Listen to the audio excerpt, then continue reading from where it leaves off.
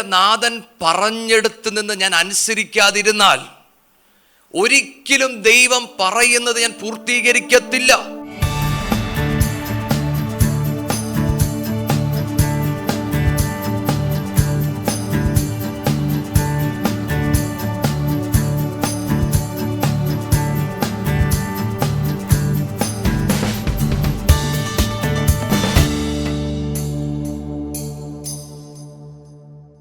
അല്പനേരത്തെ ചിന്തയ്ക്കായിട്ട് നമുക്ക് എബ്രായർ 12 അതിൻ്റെ 1-2 വാക്യം വായിക്കാം.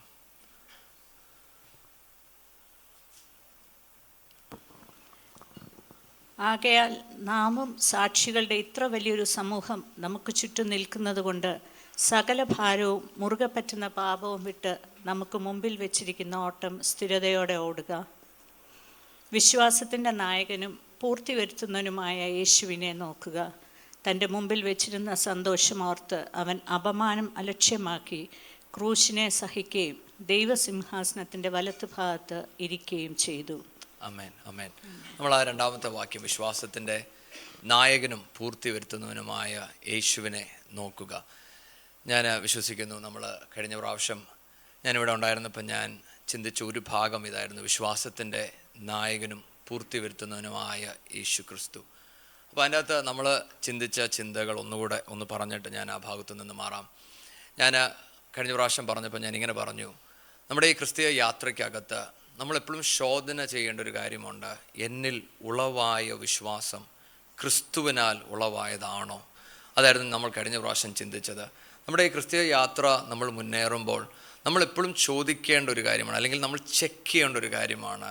അപ്പോൾ ഞാൻ അങ്ങയോട് ചേർന്ന് നടക്കുമ്പോൾ അങ്ങ് ആഗ്രഹിക്കുന്ന രീതിയിൽ എന്നിൽ നിന്ന് ഈ വിശ്വാസം വരുന്നുണ്ടോ? ഞാൻ പറഞ്ഞ സമയത്ത് ഇങ്ങനെ പറഞ്ഞു, ദൈവവചനത്തിൽ നിന്നുളവാകുന്ന വിശ്വാസം, അവിടെയാണ് ദൈവികമായ സാന്നിധ്യവും വിശ്വാസവും നമ്മൾ കാണുന്നത്. ഞാൻ 1-2 കാര്യങ്ങൾ പറഞ്ഞതിൻ്റെ അകത്ത് പറഞ്ഞത് ഇതാണ്, നമുക്ക് ദൈവത്തിൽ നിന്നാണ് ഈ വിശ്വാസം ഉളവായതെങ്കിൽ ദൈവവചനത്തോട് നമുക്കൊരു ദാഹമുണ്ടായിരിക്കും, ദൈവ സാന്നിധ്യത്തോട് നമുക്കൊരു അടുപ്പമുണ്ടായിരിക്കും, നമുക്കൊരു പ്രത്യാശ നിത്യതയെക്കുറിച്ചുണ്ടായിരിക്കും. ഇങ്ങനെ പല ചിന്തകൾ നമ്മൾ അവിടെ വെച്ച് ചിന്തിച്ച്, ഞാൻ ആ ഭാഗം ചിന്തിച്ചത് കൊണ്ട് ഞാൻ അങ്ങോട്ട് കടന്നു പോകുന്നില്ലെങ്കിലും, നമ്മൾ പ്രദീപ് നേരത്തെ പറഞ്ഞ പോലെ ഞാൻ വിശ്വസിക്കുന്നു പരിശുദ്ധാത്മാവ് നമ്മളോട്, പ്രദീപ് പറഞ്ഞതിനോട് ചേർന്ന് തന്നെയാണ് പരിശുദ്ധാത്മാവ് എന്നോട് സംസാരിച്ചത്. അതുകൊണ്ട് ചില ഭാഗങ്ങൾ നമ്മൾ അവിടെ നിന്ന് ചിന്തിക്കുകയാണ്. അപ്പം എബ്രായർ 12 നമ്മൾ കാണുന്നത്, ദൈവമാണ് നമ്മുടെ ഈ വിശ്വാസത്തെ ഉളവാക്കിയത്. ആ നാഥനെ ഉളവാക്കിയതെങ്കിൽ ഇത് പൂർത്തി വരുത്തുന്നതും എൻ്റെ നാഥനാണ്. ഈ ക്രിസ്തുവിനെ നമ്മൾ അനുഗമിക്കുമ്പോൾ നമ്മൾ മനസ്സിലാക്കണം, ദൈവത്തിന് ചില രീതികളുണ്ട്, അല്ലെങ്കിൽ ചില പാറ്റേൺസ് ഉണ്ട് നമ്മുടെ ക്രിസ്തീയ യാത്രയ്ക്കകത്ത്. നമുക്ക് തോന്നുന്ന പോലല്ല നമ്മൾ ജീവിക്കുക. അതുകൊണ്ടാണ് നമ്മൾ വിശ്വാസത്തെ ശോധന ചെയ്യണമെന്ന് തിരുവചനം പറയുന്നത്. അതിനുവേണ്ടി ചില ചിന്തകൾ നമുക്കൊന്ന് ചിന്തിച്ചിട്ട് ഞാൻ ആ ഭാഗത്ത് നിന്ന് മാറാം. എബ്രായർ 8 അതിൻ്റെ 5 വാക്യം. കൂടാരം തീർപ്പാൻ മോശ ആരംഭിച്ചപ്പോൾ പർവ്വതത്തിൽ നിനക്ക് കാണിച്ച മാതൃക പ്രകാരം നീ സകലവും ചെയ്യുവാൻ നോക്കുക എന്നവനോട് അരുളി ചെയ്തതുപോലെ അവർ സ്വർഗീയത്തിൻ്റെ ദൃഷ്ടാന്തവും നിഴലുമായതിൽ ശുശ്രൂഷ ചെയ്യുന്നു.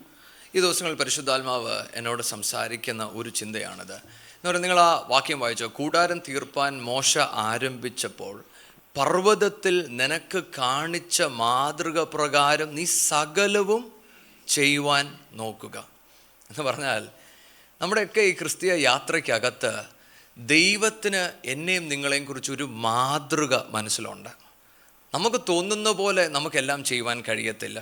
നമ്മൾ ആ വാക്യം വായിക്കുമ്പോൾ, ആ കൂടാരം പണിയുവാൻ മോശ തീരുമാനിക്കുമ്പോൾ ഏറ്റവും നന്നായി തനിക്ക് തന്നെ ചെയ്യാവുന്ന പല കാര്യങ്ങൾ അവിടെ ഉണ്ട്.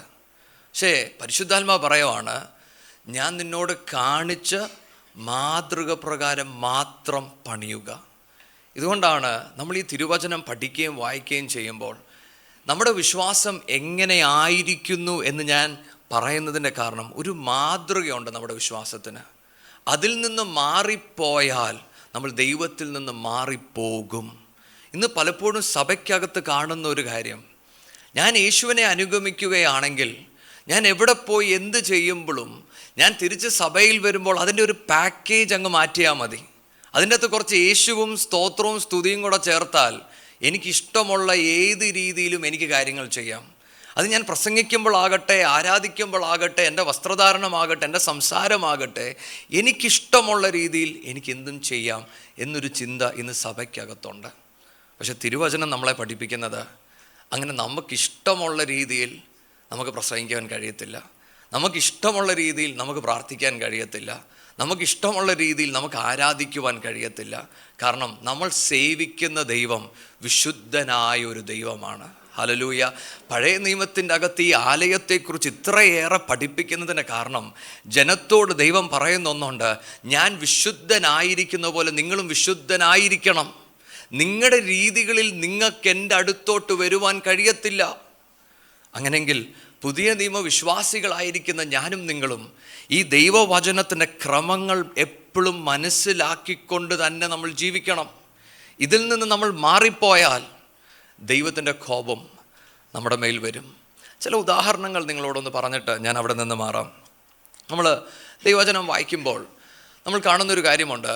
മോശ എന്ന മനുഷ്യനോട് ദൈവം പറഞ്ഞു, നീ പാറയോട് സംസാരിക്കുക, അതിൽ നിന്ന് വെള്ളം വരും.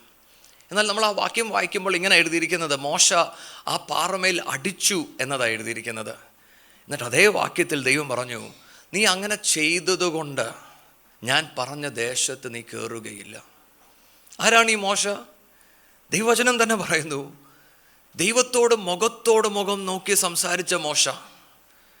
ആ മോശയോട് ദൈവം ഒരു കാര്യം പറഞ്ഞപ്പോൾ അത് അനുസരിക്കാതെ വന്നപ്പോൾ പരിശുദ്ധാത്മാവ് എഴുതി വച്ചിരിക്കുകയാണ്, നീ ദേശത്ത് കയറുകയില്ല.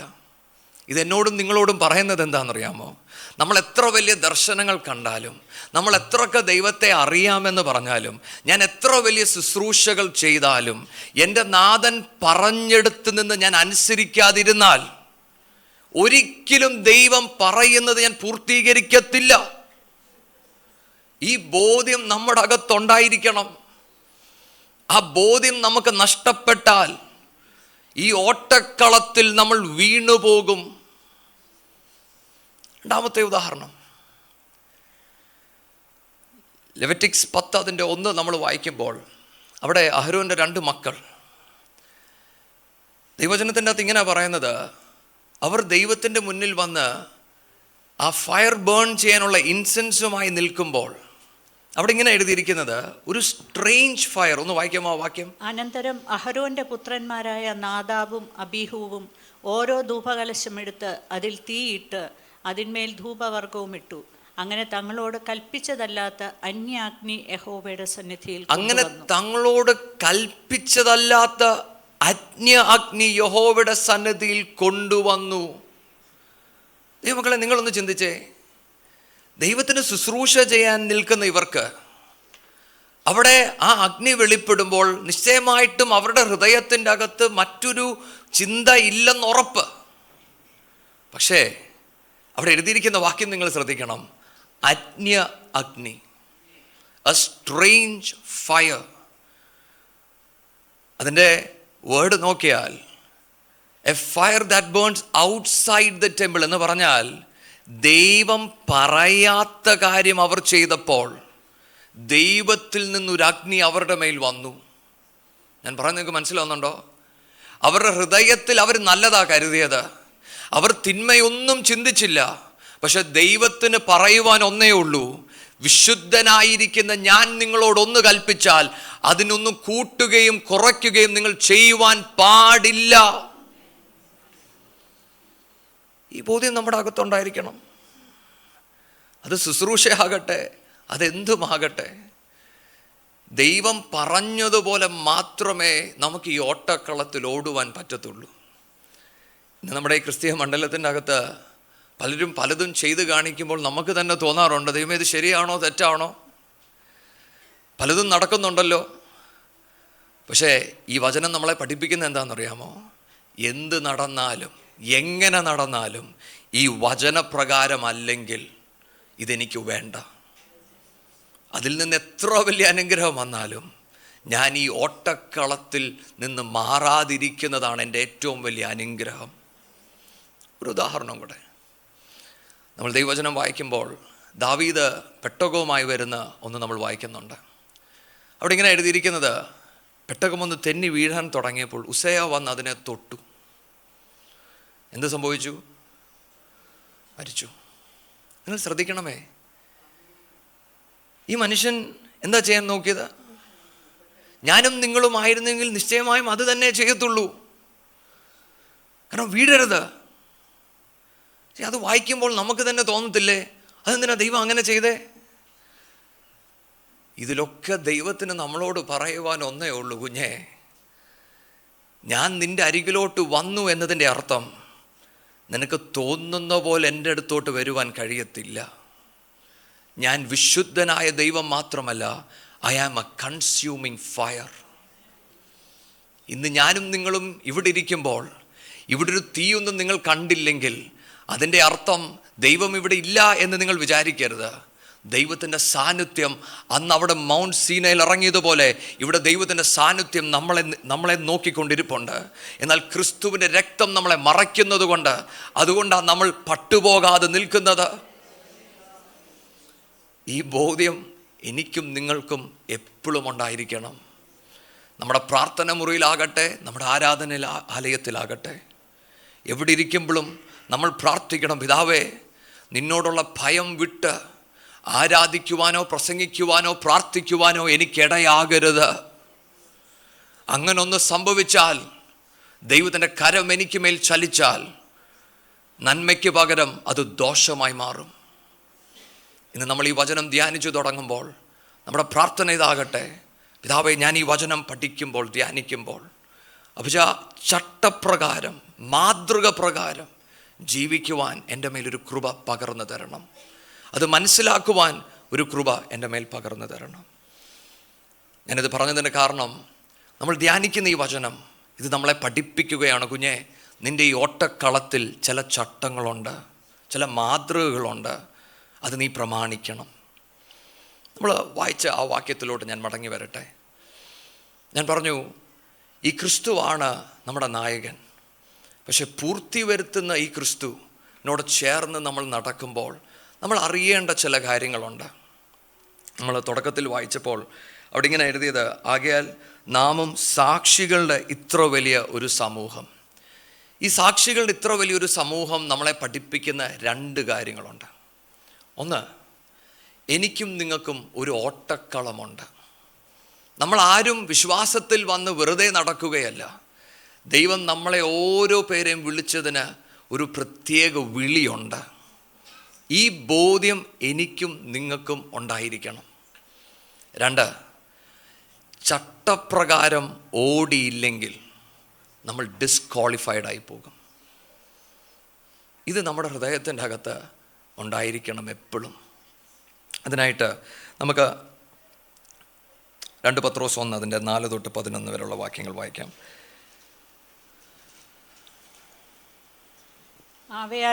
അവയാൽ അവൻ നമുക്ക് വിലയേറിയതും അതിമഹത്വവുമായ വാഗ്ദത്തങ്ങളും നൽകിയിരിക്കുന്നു. ഇവയാൽ നിങ്ങൾ ലോകത്തിൽ മോഹത്താലുള്ള നാശം വിട്ടൊഴിഞ്ഞിട്ട് ദിവ്യ സ്വഭാവത്തിന് കൂട്ടാളികളായി തീരുവാൻ ഇടവരുന്നു. അത് നിമിത്തം തന്നെ നിങ്ങൾ സകല ഉത്സാഹവും കഴിച്ച് നിങ്ങളുടെ വിശ്വാസത്തോട് വീര്യവും, വീര്യത്തോട് പരിജ്ഞാനവും, പരിജ്ഞാനത്തോട് ഇന്ദ്രിയജയവും, ഇന്ദ്രിയജയത്തോട് സ്ഥിരതയും, സ്ഥിരതയോട് ഭക്തിയും, ഭക്തിയോട് സഹോദരപ്രീതിയും, സഹോദരപ്രീതിയോട് സ്നേഹവും കൂട്ടിക്കൊള്ളുവീൻ. ഇവ നിങ്ങൾക്കുണ്ടായി വർദ്ധിക്കുന്നുവെങ്കിൽ നിങ്ങൾ നമ്മുടെ കർത്താവായ യേശുക്രിസ്തുവിൻ്റെ പരിജ്ഞാനം സംബന്ധിച്ച് ഉത്സാഹമില്ലാത്തവരും നിഷ്ഫലന്മാരും ആയിരിക്കേയില്ല.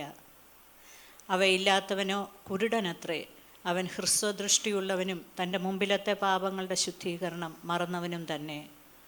അതുകൊണ്ട് സഹോദരന്മാരെ, നിങ്ങളുടെ വിളിയും തിരഞ്ഞെടുപ്പും ഉറപ്പാക്കുവാൻ അധികം ശ്രമിപ്പീൻ. ഇങ്ങനെ 4-ാമത്തെ വാക്യം ഒന്നുകൂടെ ഞാൻ വായിക്കാം.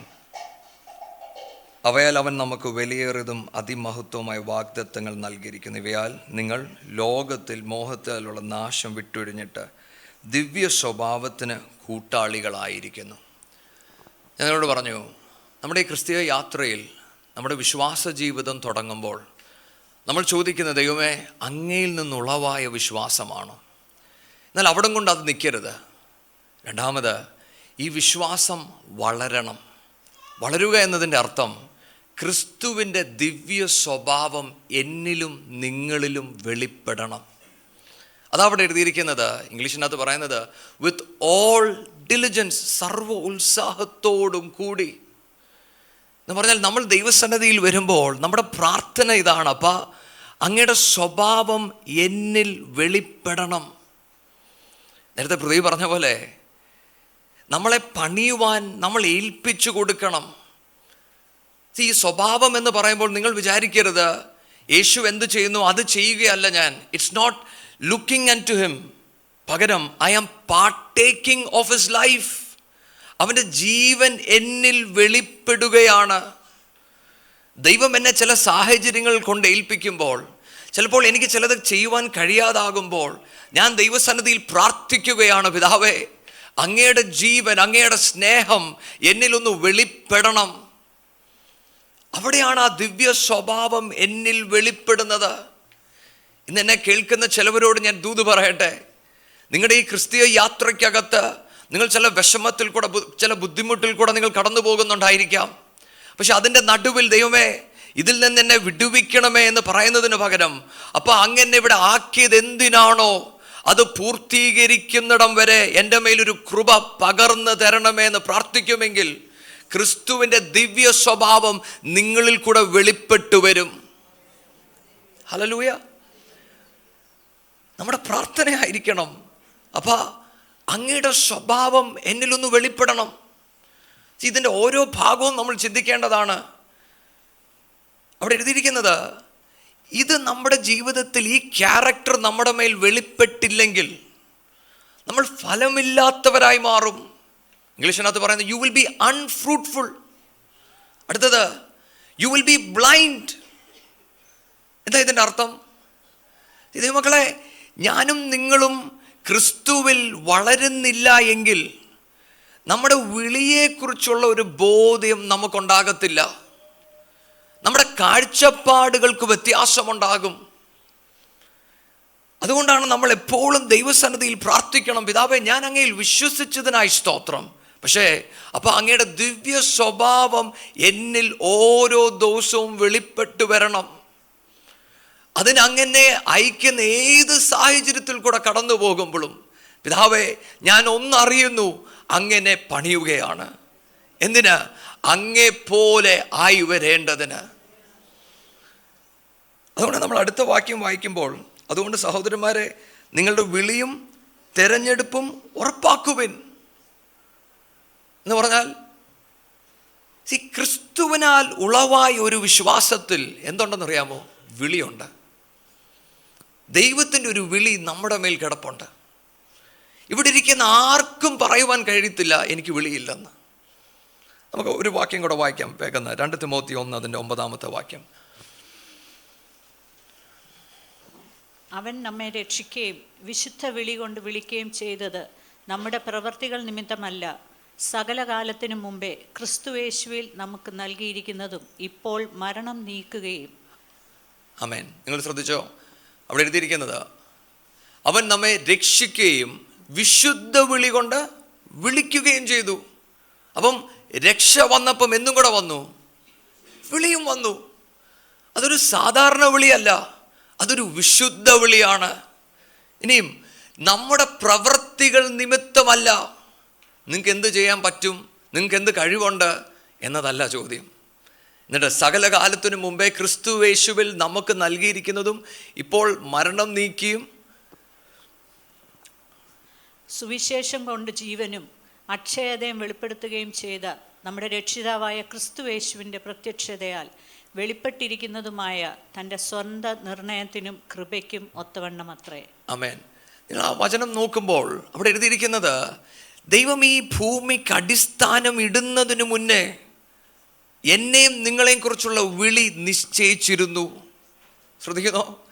യെരമ്യാ പുസ്തകം നമ്മൾ വായിക്കുമ്പോൾ പ്രവാചകനോട് പറയുവാണ്, നീ ഗർഭപാത്രത്തിൽ ഇരുന്നപ്പോൾ, നീ ഉളവായപ്പോൾ തന്നെ നിന്നെ ഞാൻ വിശുദ്ധീകരിച്ചു, നിന്നെ ഞാൻ ഓർഡൈൻ ചെയ്തു.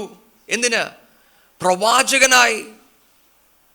മക്കളെ, ഇന്നിവിടെ ഇരിക്കുന്ന ഓരോ പേരോടും ഞാൻ പറയട്ടെ, രക്ഷ നിങ്ങളെ തേടിയെത്തിയെങ്കിൽ നിങ്ങളുടെ മേൽ ഒരു വിശുദ്ധ വിളി നിൽപ്പുണ്ട്. ഞാനിന്ന് ഈ വചനം പറയുമ്പോൾ ഇവിടെ ഇരിക്കുന്ന ഓരോ പേരോടും ഹൃദ്യമായി പരിശുദ്ധാത്മാവ് ഇടപെടുകയാണ്. നിങ്ങൾ ദൈവസന്നിധിയിൽ പ്രാർത്ഥിക്കേണ്ടത്, പിതാവേ, അങ്ങനെ വിളിച്ചതിനായി സ്തോത്രം. ദൈവമേ, ആ വിളിയോട് അടുക്കുവാൻ എൻ്റെ മേലൊരു കൃപ പകർന്നു തരണം.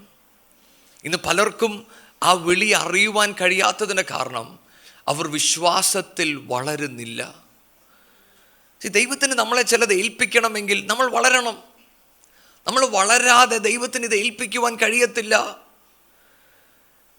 അതുകൊണ്ടാണ് നമ്മൾ പ്രാർത്ഥിക്കേണ്ടത്, പിതാവേ, അങ്ങയുടെ ദിവ്യ സ്വഭാവത്തോട് ചേർന്ന് നടക്കുവാൻ എൻ്റെ മേലൊരു കൃപ പകർന്നു തരണം. ഞാൻ രാവിലത്തെ മീറ്റിങ്ങിൽ പറഞ്ഞ അതേ വാക്യം ഞാൻ പറയട്ടെ. ഇന്നിവിടെ ഇരിക്കുന്ന പലർക്കും അറിയാം നിങ്ങളുടെ മേലൊരു വിളിയുണ്ടെന്ന്. പക്ഷെ യോനെ പോലെ കപ്പലിൻ്റെ അകത്ത് ഒളിച്ചിരുന്നത് പോലെ നമ്മളും എവിടേക്കോ ഒളിച്ചിരിക്കുകയാണ്. ദൈവം നമ്മളോട് പറയുന്നുണ്ട്, കുഞ്ഞേ, നീ അത് ചെയ്യണം, നീ അപ്പുറത്ത് ചില കാര്യങ്ങൾ ചെയ്യണം. പക്ഷെ നമുക്ക് പറയാനുള്ളത്, അപ്പച്ചാ, എനിക്ക് എൻ്റെ കുറച്ച് കാര്യങ്ങൾ ചെയ്യാനുണ്ട്. ഇന്ന് ഞാൻ ഈ വചനം പറയുമ്പോൾ നിങ്ങളോട് പരിശുദ്ധാത്മാവ് ഇടപെടുകയാണ്. നിങ്ങളുടെ വിളിയോട് നിങ്ങൾ പ്രതികരിക്കുമെങ്കിൽ ഇന്ന് നിങ്ങൾ കടന്നു പോകുന്ന വിഷയങ്ങൾ നിങ്ങൾ ചിന്തിക്കുന്നതിനപ്പുറമായി ഇത് മാറുവാൻ തുടങ്ങും, നിങ്ങൾ കാണുവാൻ തുടങ്ങും. യോനെ പോലെ ആ കപ്പലിൻ്റെ മേൽ ദൈവം കാറ്റയച്ചത് അവിടെ ഇരിക്കുന്ന ആരും കാരണം കൊണ്ടല്ല, നിങ്ങൾ അതിൻ്റെ അകത്തിരിക്കുന്നത് കൊണ്ടാണ്. നിങ്ങളുടെ മേലൊരു വിളിയുണ്ട്. ആ വിളി തിരിച്ചറിയാതെ നിങ്ങൾ മറ്റൊരിടത്തോട്ട് യാത്ര ചെയ്യുന്നത് കൊണ്ടാണ് നിങ്ങൾ പ്രതീക്ഷിക്കാത്ത ചില കാറ്റുകൾ നിങ്ങളുടെ ജീവിതത്തിലോട്ട് ആഞ്ഞടിക്കുന്നത്. ഇന്ന് എന്നെ കേൾക്കുന്ന ചിലവരോട് ഞാൻ പറയട്ടെ, പരിശുദ്ധാത്മാവ് നിങ്ങളോട് പറയുകയാണ്, ഇത് പിശാചിൻ്റെ പോരാട്ടമല്ല, ഇത് നിങ്ങളുടെ കൂടിയിരിക്കുന്നവരുടെ പ്രശ്നമല്ല, ഇത് നിങ്ങളുടെ മേലൊരു വിളിയുള്ളത് കൊണ്ടാണ്. ആ വിളിയോട് നിങ്ങൾ പ്രതികരിക്കുമെങ്കിൽ വലിയവനായ ദൈവം നിങ്ങൾക്ക് വേണ്ടി ഇറങ്ങി വരുന്ന നിങ്ങൾ കാണുവാൻ തുടങ്ങും. ഹല്ലേലൂയ. പക്ഷേ ആ നാഥൻ ഇറങ്ങി വരുമ്പോൾ നമ്മൾ നേരത്തെ കേട്ടതുപോലെ, അപ്പച്ചാ, ഈ പ്രശ്നം പരിഹാരം നടത്തിയതിനായി സ്തോത്രം എന്ന് പറഞ്ഞ് നിങ്ങളുടെ വഴിക്ക് പോകുകയല്ല, മറിച്ച് നിങ്ങൾ ദൈവത്തോടൊന്ന് സമർപ്പിച്ചിട്ട് പറയണം, പിതാവേ, ഇനിയും ഞാൻ നീ പറയുന്നത് കേട്ട് നീ പോകുന്നിടത്ത് പോകുവാൻ ഞാൻ തയ്യാർ. എന്നത് പറയുവാൻ ദൈവം എന്നെയും നിങ്ങളെയും സഹായിക്കട്ടെ. നമ്മൾ എബ്രായർ 12 അതിൻ്റെ 1-ാമത്തെ വാക്യത്തിലോട്ട് മടങ്ങി വരാം. 1-2 നമുക്കൊന്നുകൂടെ വായിക്കാം. ആകയാൽ നാമും സാക്ഷികളുടെ ഇത്ര വലിയൊരു സമൂഹം നമുക്ക് ചുറ്റും നിൽക്കുന്നത് കൊണ്ട് സകല ഭാരവും മുറുകെ പറ്റുന്ന പാപവും വിട്ട് നമുക്ക് മുമ്പിൽ വെച്ചിരിക്കുന്ന ഓട്ടം സ്ഥിരതയോടെ ഓടുക. ആമേൻ. അപ്പം നമ്മൾ ഈ വചനം പഠിച്ചപ്പോൾ നമുക്ക് മനസ്സിലായി, നമുക്കൊരു വിശ്വാസം ദൈവം തന്നിട്ടുണ്ട്. ഈ വിശ്വാസത്തിൽ നമ്മൾ ക്രിസ്തുവിൻ്റെ സ്വഭാവത്തോട് നമ്മൾ വളരണം. അങ്ങനെ വളരുവാൻ തുടങ്ങുമ്പോൾ നമ്മളെക്കുറിച്ചുള്ള വിളി നമുക്ക് ബോധ്യം വരും. എന്നാൽ ഇവിടെ പറയുവാണ്, എന്നാൽ നമ്മൾ ഈ ഓട്ടക്കളത്തിലോടുമ്പോൾ നമ്മൾ ശ്രദ്ധിക്കേണ്ട 2 കാര്യങ്ങളുണ്ട്. നമ്മുടെ ഓട്ടത്തെ സ്ലോ ഡൗൺ ചെയ്യുന്ന ഒരു ഭാരമുണ്ട്. നമ്മുടെ ഈ ഓട്ടത്തിൽ നിന്ന് നമ്മളെ ഡിസ്ക്വാളിഫൈ ചെയ്യുന്ന പാപമുണ്ട്. ശ്രദ്ധിച്ചോ നിങ്ങൾ? നമ്മൾ ഓട്ടക്കളത്തിലാണ്, ദൈവം നമ്മളെ ഒരു വിളിയിൽ ആക്കി വെച്ചിരിക്കുകയാണ്. പക്ഷെ അവിടെ എഴുതിയിരിക്കുകയാണ്, ചില ഭാരങ്ങൾ നമ്മുടെ ഈ ഓട്ടക്കളത്തിൽ നമ്മളെ മുന്നോട്ട് പോകാതെ നമ്മളെ നിർത്തും. അതിനെ നമ്മൾ ശ്രദ്ധിക്കണം. ചില പാപങ്ങൾ അതിനെ ഓട്ടക്കളത്തിൽ നിന്ന് മാറ്റും. ഇന്ന് നമുക്ക് ദൈവസന്നിധിയിൽ പ്രാർത്ഥിക്കണം, പിതാവേ, ഇത് രണ്ടും എൻ്റെ ജീവിതത്തിലുണ്ടെങ്കിൽ ഇന്ന് അതിൻ്റെ മേലൊരു ദൈവപ്രവൃത്തി വെളിപ്പെടണം. അപ്പോൾ എൻ്റെ കണ്ണുകൾ അതിൻ്റെ മേലൊന്ന് തുറക്കണം, എൻ്റെ ഹൃദയത്തെ ഒന്ന് തുറക്കണമെന്ന് നമുക്ക് ദൈവസന്നിധിയിൽ ഒന്ന് പ്രാർത്ഥിക്കാം. 2 തിമോത്തി 2 അതിൻ്റെ 3 തൊട്ട് 5 വരെയുള്ള വാക്യങ്ങൾ വായിക്കാം.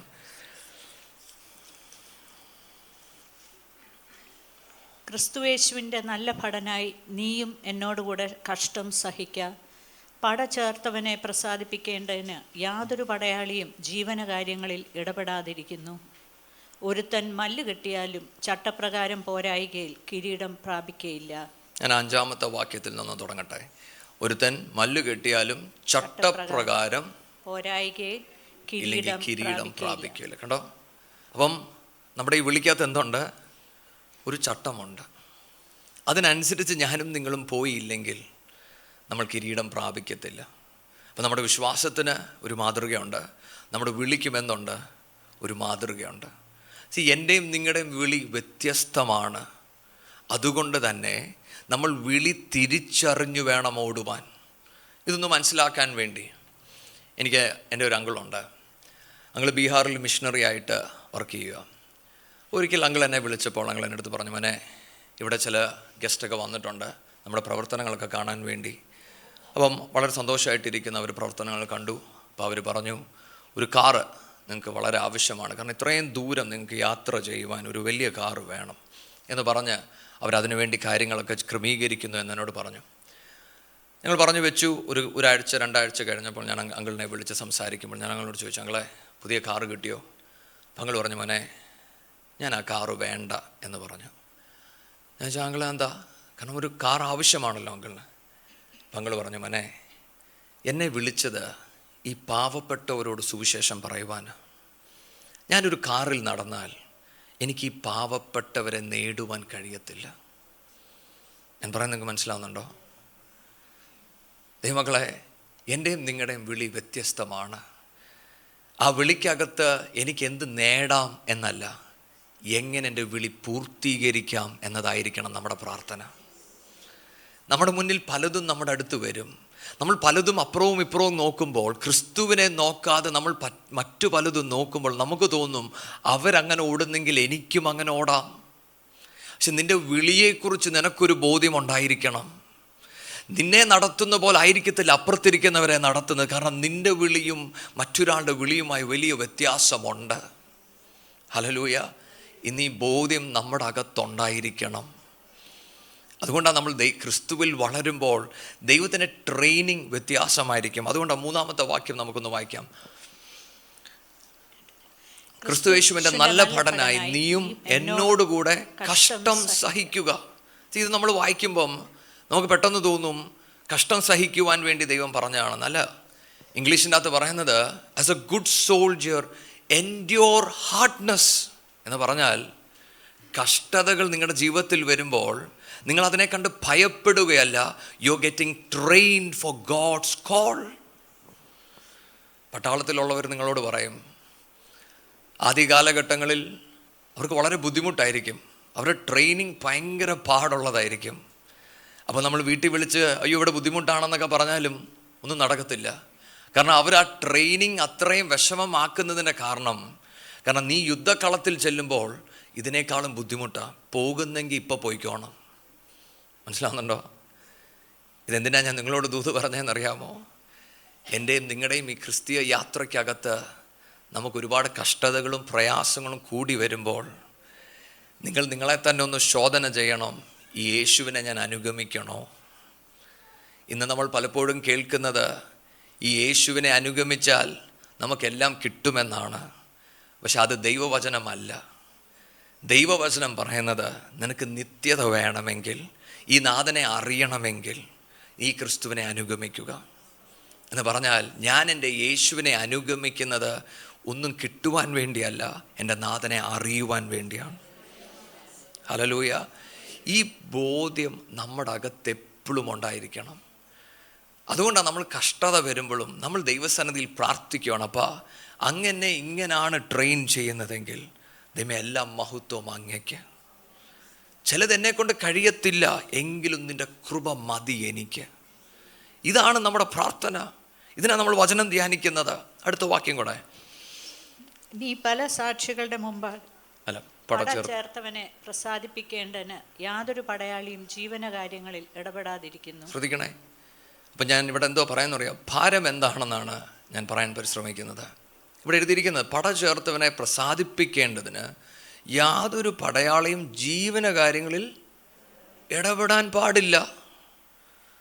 ഇത് വായിച്ചപ്പോൾ എനിക്കറിയാം നിങ്ങളൊക്കെ മനസ്സിൽ ചിന്തിച്ചാണ്, ചേട്ടാ ഇവനിത് പറഞ്ഞത് എവിടെ കൊണ്ടുപോവാ? ജീവിതത്തിലെ ഒരു കാര്യവും പറ്റത്തില്ലെന്നാണോ ഈ പറയുന്നത്? ഞാനും ഇത് വായിച്ചപ്പോൾ ഞാനും ഞെട്ടി. നമുക്കൊരു വാക്യം വായിക്കാം. ലൂക്കോസ് 9 അതിൻ്റെ 57 തൊട്ട് 62 വരെയുള്ള വാക്യങ്ങൾ.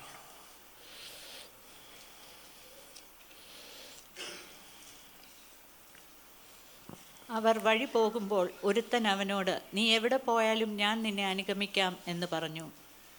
യേശു അവനോട്, കുറുനരികൾക്ക് കുഴിയും ആകാശത്തിലെ പർവ്വജാതിക്ക് കൂടും ഉണ്ട്, മനുഷ്യപുത്രനോ തല ചായ്പാൻ സ്ഥലമില്ല എന്ന് പറഞ്ഞു. വേറൊരുത്തനോട് എന്നെ അനുഗമിക്ക എന്ന് പറഞ്ഞാറേ അവൻ, ഞാൻ മുമ്പേ പോയി എൻ്റെ അപ്പനെ കുഴിച്ചിടുവാൻ അനുവാദം തരേണം എന്ന് പറഞ്ഞു. അവൻ അവനോട്, മരിച്ചവർ തങ്ങളുടെ മരിച്ചവരെ കുഴിച്ചിടട്ടെ, നീയോ പോയി ദൈവരാജ്യം അറിയിക്ക എന്ന് പറഞ്ഞു. മറ്റൊരുത്തൻ, കർത്താവെ, ഞാൻ നിന്നെ അനുഗമിക്കാം, ആദ്യം എൻ്റെ വീട്ടിലുള്ളവരോട് യാത്ര പറവാൻ അനുവാദം തരേണം എന്ന് പറഞ്ഞു. യേശു അവനോട്, കലപ്പയ്ക്ക് കൈവച്ച ശേഷം പുറകോട്ട് നോക്കുന്നവൻ ആരും ദൈവരാജ്യത്തിന് കൊള്ളാകുന്നവനല്ല എന്ന് പറഞ്ഞു. ആമേൻ. നിങ്ങൾ ആ വാക്യം വായിക്കുമ്പോൾ യേശുവിനെ അനുഗമിക്കാൻ വന്ന ശിഷ്യന്മാരായി കോട്ടൊക്കെ ഇട്ട് വന്നവരെയാണ് നമ്മൾ കാണുന്നത്. അവർ യേശുവിൻ്റെ അടുത്ത് വന്നിട്ട് പറയുകയാണ്, അപ്പച്ചാ ഞങ്ങൾ അനുഗമിക്കാൻ റെഡിയാണ്. അപ്പോൾ ഒരാളെ യേശു അപ്പച്ച നോക്കിയിട്ട് പറഞ്ഞു, എൻ്റെ കുഞ്ഞെ, തല വെക്കാൻ പോലും എനിക്ക് സ്ഥലമില്ല എന്ന് പറഞ്ഞാൽ, നീ എന്നെ അനുഗമിക്കുന്നത് നിൻ്റെ ആവശ്യത്തിന് വേണ്ടിയാണെങ്കിൽ വരണ്ടെന്നായി പറഞ്ഞത്. ഇനി അടുത്ത് നിങ്ങൾ ശ്രദ്ധിച്ചേ, അപ്പൻ മരിച്ചു കിടക്കുന്നു, കുഴിച്ചിടാൻ പോട്ടെ എന്നാ ചോദിച്ചേ. റെസ്പോൺസിബിലിറ്റി അല്ലേ? അതിനും അപ്പച്ചൻ എന്താ പറഞ്ഞു? പറ്റത്തില്ലെന്ന്. ഇനി അടുത്തത്, പുള്ളി റെഡിയാണ് വരാൻ, ഒന്ന് വീട് വരെ പോയി കാര്യം പറഞ്ഞിട്ടിങ്ങ് വരാമെന്നേ പറഞ്ഞുള്ളൂ. അതും അപ്പച്ചൻ സമ്മതിച്ചില്ല. ശരിക്കും നിങ്ങളും ചിന്തിച്ച, ഈ യേശുവിനെ നമുക്ക് അനുഗമിക്കണോ?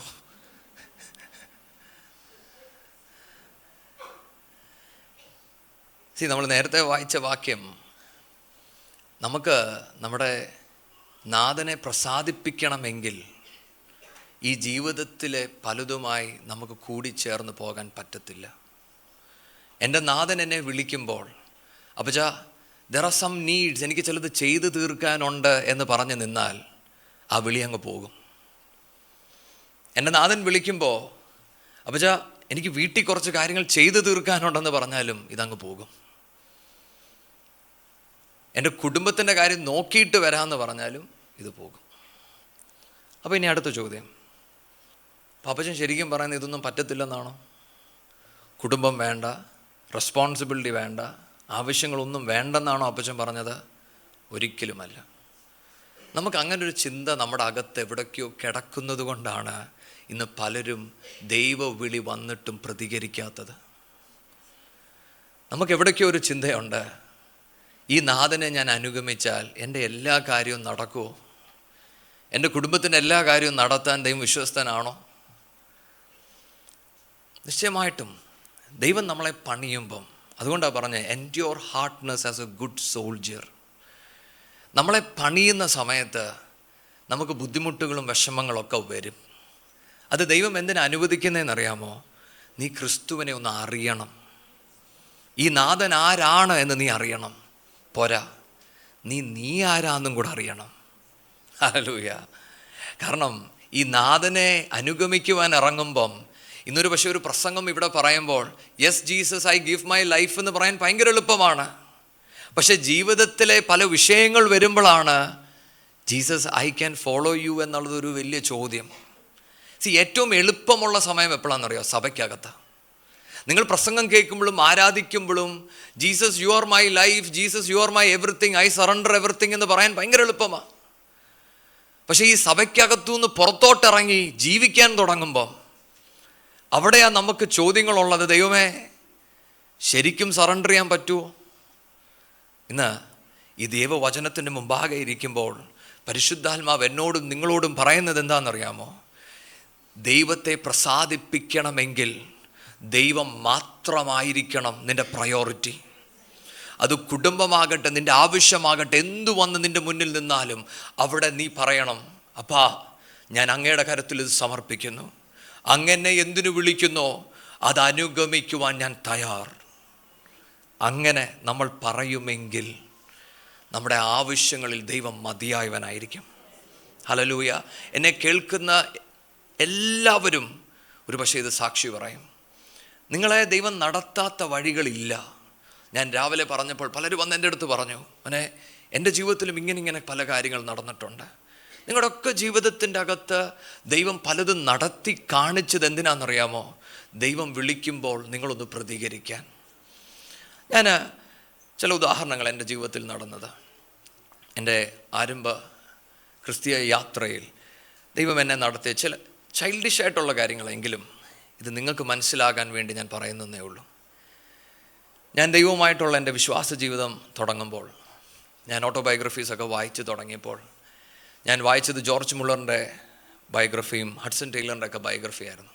അപ്പോൾ അവരുടെയൊക്കെ ബയോഗ്രഫി നിങ്ങൾ വായിച്ചാൽ അതിൽ ഏറ്റവും ആംപ്ലിഫൈ ചെയ്ത് നിൽക്കുന്ന ഒരു കാര്യം, അവരുടെ ഏതൊരു ആവശ്യത്തിലും അവർ ദൈവത്തോട് മാത്രമേ ചോദിക്കത്തുള്ളൂ. അവർ വിശ്വാസത്താലാണ് ജീവിക്കുന്നത്.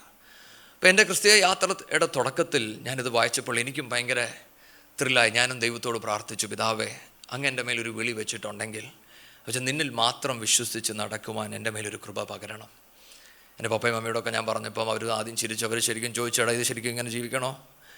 ഞാൻ പറഞ്ഞു, ഒന്ന് ജീവിച്ച് നോക്കട്ടെ. ഞാൻ അങ്ങനെ ദൈവത്തോട് ചേർന്ന് നടക്കുവാൻ തുടങ്ങിയപ്പോൾ ദൈവം എന്നെ ആദ്യം പഠിപ്പിച്ചത്, എൻ്റെ കയ്യിൽ തരുന്ന ഓരോ ഫൈനാൻസിനും ഞാൻ ദൈവത്തിന് അക്കൗണ്ടബിളായിരുന്നു. ഓരോ രൂപയും ദൈവം തരുമ്പോൾ ഞാൻ ദൈവത്തോട് ചോദിക്കണം, അപ്പം ചെയ്ത് ഞാൻ എങ്ങനെ ചിലവാക്കണം. കാരണം ഇത് ഞാൻ ചോദിച്ചില്ലെങ്കിൽ എൻ്റെ അടുത്ത ആവശ്യത്തിന് ചിലപ്പോൾ ഞാൻ കൈവിട്ടു പോകും. അപ്പോൾ ദൈവസന്നിധിയിൽ എപ്പോഴും ചോദിച്ചുകൊണ്ട് തന്നെയാണ് നടന്നത്. പക്ഷെ അങ്ങനെ ഞാൻ നടക്കാൻ തുടങ്ങിയപ്പോൾ എൻ്റെ എല്ലാ കാര്യത്തിലും ഞാൻ ദൈവത്തോട് അക്കൗണ്ടബിൾ ആകാൻ തുടങ്ങി. പക്ഷേ ഞാൻ മറ്റൊരു സമയത്ത് ഞാൻ ദൈവസന്നിധിയിൽ നടക്കുമ്പോൾ ഒരു ഉപവാസത്തിലിരുന്ന ഒരു സമയത്ത് എനിക്കൊരു ജ്യൂസ് കുടിക്കുവാൻ വേണ്ടി, അപ്പോൾ എൻ്റെ കയ്യിൽ കാശില്ല. അപ്പോൾ ഞാൻ ദൈവത്തോട് പറഞ്ഞു, പക്ഷേ ഐ നീഡ് മണി. അപ്പം ദൈവം എനിക്ക് അതിനു വേണ്ടി ഒരു വഴി തുറന്നു. ഞാൻ ഒരു കടയിൽ പോയി ഞാൻ ജ്യൂസ് ഓർഡർ ചെയ്തു. അവരെനിക്ക് ജ്യൂസ് തന്നു. അപ്പം ഞങ്ങൾ കൂട്ടുകാരുമായിട്ടൊക്കെ അവിടെ പോയി ജ്യൂസ് കുടിക്കുന്നതുകൊണ്ട് ആ കടക്കാരൻ വിചാരിച്ചു ഏതോ വലിയ കാശുകാരനാണെന്ന്. അപ്പോൾ പുള്ളി പറഞ്ഞു, മോനെ പുതിയൊരു ജ്യൂസ് വന്നിട്ടുണ്ട്, അടിച്ചു തരട്ടെ എന്ന്. ഞാൻ പറഞ്ഞു തീരുന്നതിന് മുന്നേ പുള്ളി അടിച്ച് ടേബിളിൽ കൊണ്ട് തന്നു. എനിക്കാകെ വിഷമമായി. ഞാൻ നോക്കി കാശ് എത്ര ഉണ്ട്, നോക്കിയപ്പം ഇത് കൊടുക്കാനുള്ള കാശ് കയ്യിലുണ്ട്. ഞാനിത് കുടിച്ച് പുറത്തിറങ്ങിയപ്പോൾ എൻ്റെ ഹൃദയത്തിൽ ഭയങ്കര വേദന ഉണ്ടായിരുന്നു. കാരണം എനിക്ക് ആവശ്യം ഒന്നാണ്, പക്ഷേ ഇതിപ്പം ഒരു അധികപ്പറ്റ് പോലെ ആയിപ്പോയി. I was guilty. പക്ഷെ പരിശുദ്ധാത്മാവ് എന്നോട് ചോദിച്ചു, കുഞ്ഞേ, did you like the juice? ഞാൻ പറഞ്ഞു, പക്ഷേ ഐ ലൈക്ക് ഇറ്റ്. അപ്പോൾ പക്ഷേ എന്നോട് പറഞ്ഞെടാ മോനെ, നിൻ്റെ ആവശ്യങ്ങൾക്കപ്പുറത്ത് നടത്തുവാൻ ഞാൻ വിശ്വസ്തനാണ്. നീ ചോദിച്ചതൊന്നാണെങ്കിൽ ഇനി എന്ത് നടക്കുമെന്ന് എനിക്കറിയാം. നീ എന്നിൽ വിശ്വസിച്ച് നടക്കുമെങ്കിൽ നിനക്ക് ഞാൻ മതിയായവനായിരിക്കും.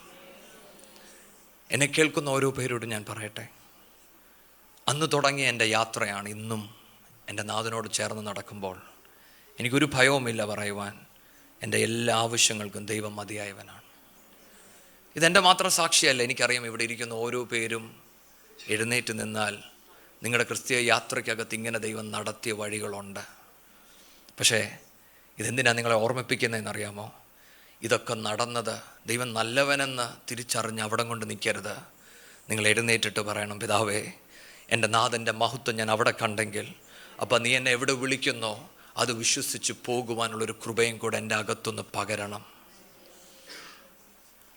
മറ്റൊരു ഉദാഹരണം കൂടെ ഞാൻ പറയട്ടെ. ഞാൻ പറഞ്ഞിട്ടുണ്ടെങ്കിലും ഞാനതൊക്കെ പറയുന്നത് നിങ്ങളുടെ വിശ്വാസത്തെ ഒന്ന് ഉണർത്തുവാൻ വേണ്ടിയാണ്.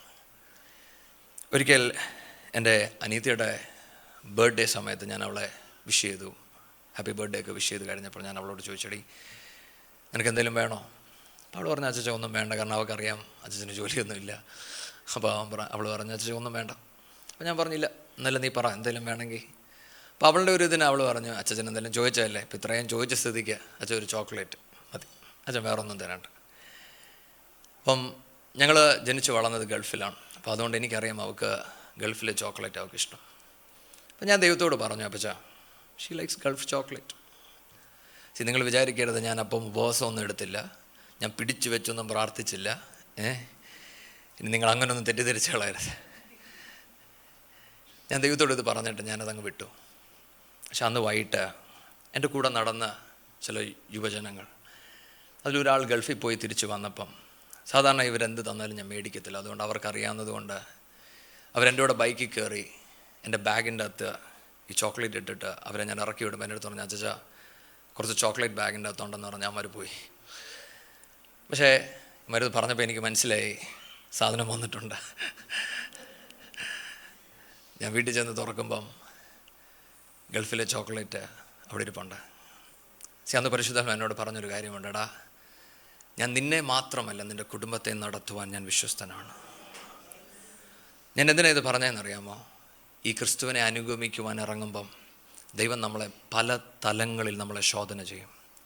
അതിന് ശോധന ചെയ്യുന്നത് നമ്മളെ തകർക്കുവാൻ വേണ്ടിയല്ല, നമ്മുടെ വിശ്വാസത്തിൽ ഉറപ്പിക്കുവാൻ വേണ്ടിയാണ്. നമ്മൾ ദൈവസന്നിധിയിൽ പ്രാർത്ഥിക്കണം, പിതാവേ, വിശ്വാസത്തിൽ വളരുക മാത്രമല്ല, അങ്ങയുടെ വിളിയോട് പ്രതികരിക്കുവാനുള്ളൊരു കൃപ എൻ്റെ മേൽ പകർന്നു തരണം. അതുകൊണ്ട് അവിടെ എഴുതിയിരിക്കുന്നത് endure hardness as a good soldier എന്ന് പറഞ്ഞാൽ, ഈ വിളിയോട് ഞാനും നിങ്ങളും പ്രതികരിക്കുമ്പോൾ നമുക്ക് ആവശ്യമുള്ളതും ഇല്ലാത്തതും ഒക്കെ നമ്മൾ നോ പറയേണ്ടി വരും. അത് വിളി കാരണമാണ്. അത് മറ്റു പലർക്കും അത് മനസ്സിലാകണമെന്ന് നിർബന്ധമില്ല. അതുകൊണ്ട് നിങ്ങൾ ആ വചനം വായിക്കുമ്പോൾ പിതാവിന് ചില ക്രമങ്ങൾ ചെയ്യാനായിട്ട് ആ മകന് പോകണം. പക്ഷെ കുടുംബത്തിന് മനസ്സിലാക്കിയില്ലെങ്കിലും താൻ ദൈവത്തെ അനുഗമിച്ചേ മതിയാവത്തുള്ളൂ. എൻ്റെയും നിങ്ങളുടെയും ഈ ക്രിസ്തീയ യാത്രയ്ക്കകത്ത് എല്ലാവരെയും സന്തോഷിപ്പിച്ചുകൊണ്ട് നിങ്ങൾക്ക് ഈ വിളി പൂർത്തീകരിക്കുവാൻ പറ്റത്തില്ല. നിങ്ങൾ ഉറച്ചൊരു തീരുമാനമെടുക്കണം. എൻ്റെ നാഥനെ ഞാൻ അനുഗമിക്കുകയാണെങ്കിൽ ഞാൻ മറ്റൊരാളുടെ മുഖവും നോക്കാതെ നാഥൻ്റെ മുഖം മാത്രം നോക്കി ഈ നാഥനെ മാത്രം അനുഗമിക്കും. അങ്ങനെങ്കിൽ മാത്രമേ ഈ വിളി നമുക്ക് പൂർത്തീകരിക്കുവാൻ കഴിയത്തുള്ളൂ. അതുകൊണ്ടാണ് നമ്മൾ ലൂക്കോസ് 9 അതേ ചാപ്റ്ററിൻ്റെ അകത്ത് 23-ാമത്തെ വാക്യം നമുക്കൊന്ന് വായിക്കാം. ലൂക്കോസ് 9:23. പിന്നെ അവൻ എല്ലാവരോടും പറഞ്ഞത്, എന്നെ അനുഗമിപ്പാൻ ഒരുത്തൻ ഇച്ഛിച്ചാൽ അവൻ തന്നെത്താൻ നിഷേധിച്ച് നാൾ തോറും തൻ്റെ ക്രൂശ് എടുത്തും കൊണ്ട് എന്നെ അനുഗമിക്കട്ടെ. ഹല്ലേലൂയ! എത്ര മനോഹരം അല്ലേ? ദൈവം നമ്മളോട് അനുഗമിക്കുവാൻ പറയുമ്പോൾ ഈ ശിഷ്യന്മാരോട് എന്തുകൊണ്ട് അപ്പച്ചൻ അങ്ങനെ പറഞ്ഞേ എന്ന് നമുക്ക് ചോദ്യമുണ്ടെങ്കിൽ അതിന് അപ്പച്ചൻ്റെ ഉത്തരമുണ്ട്.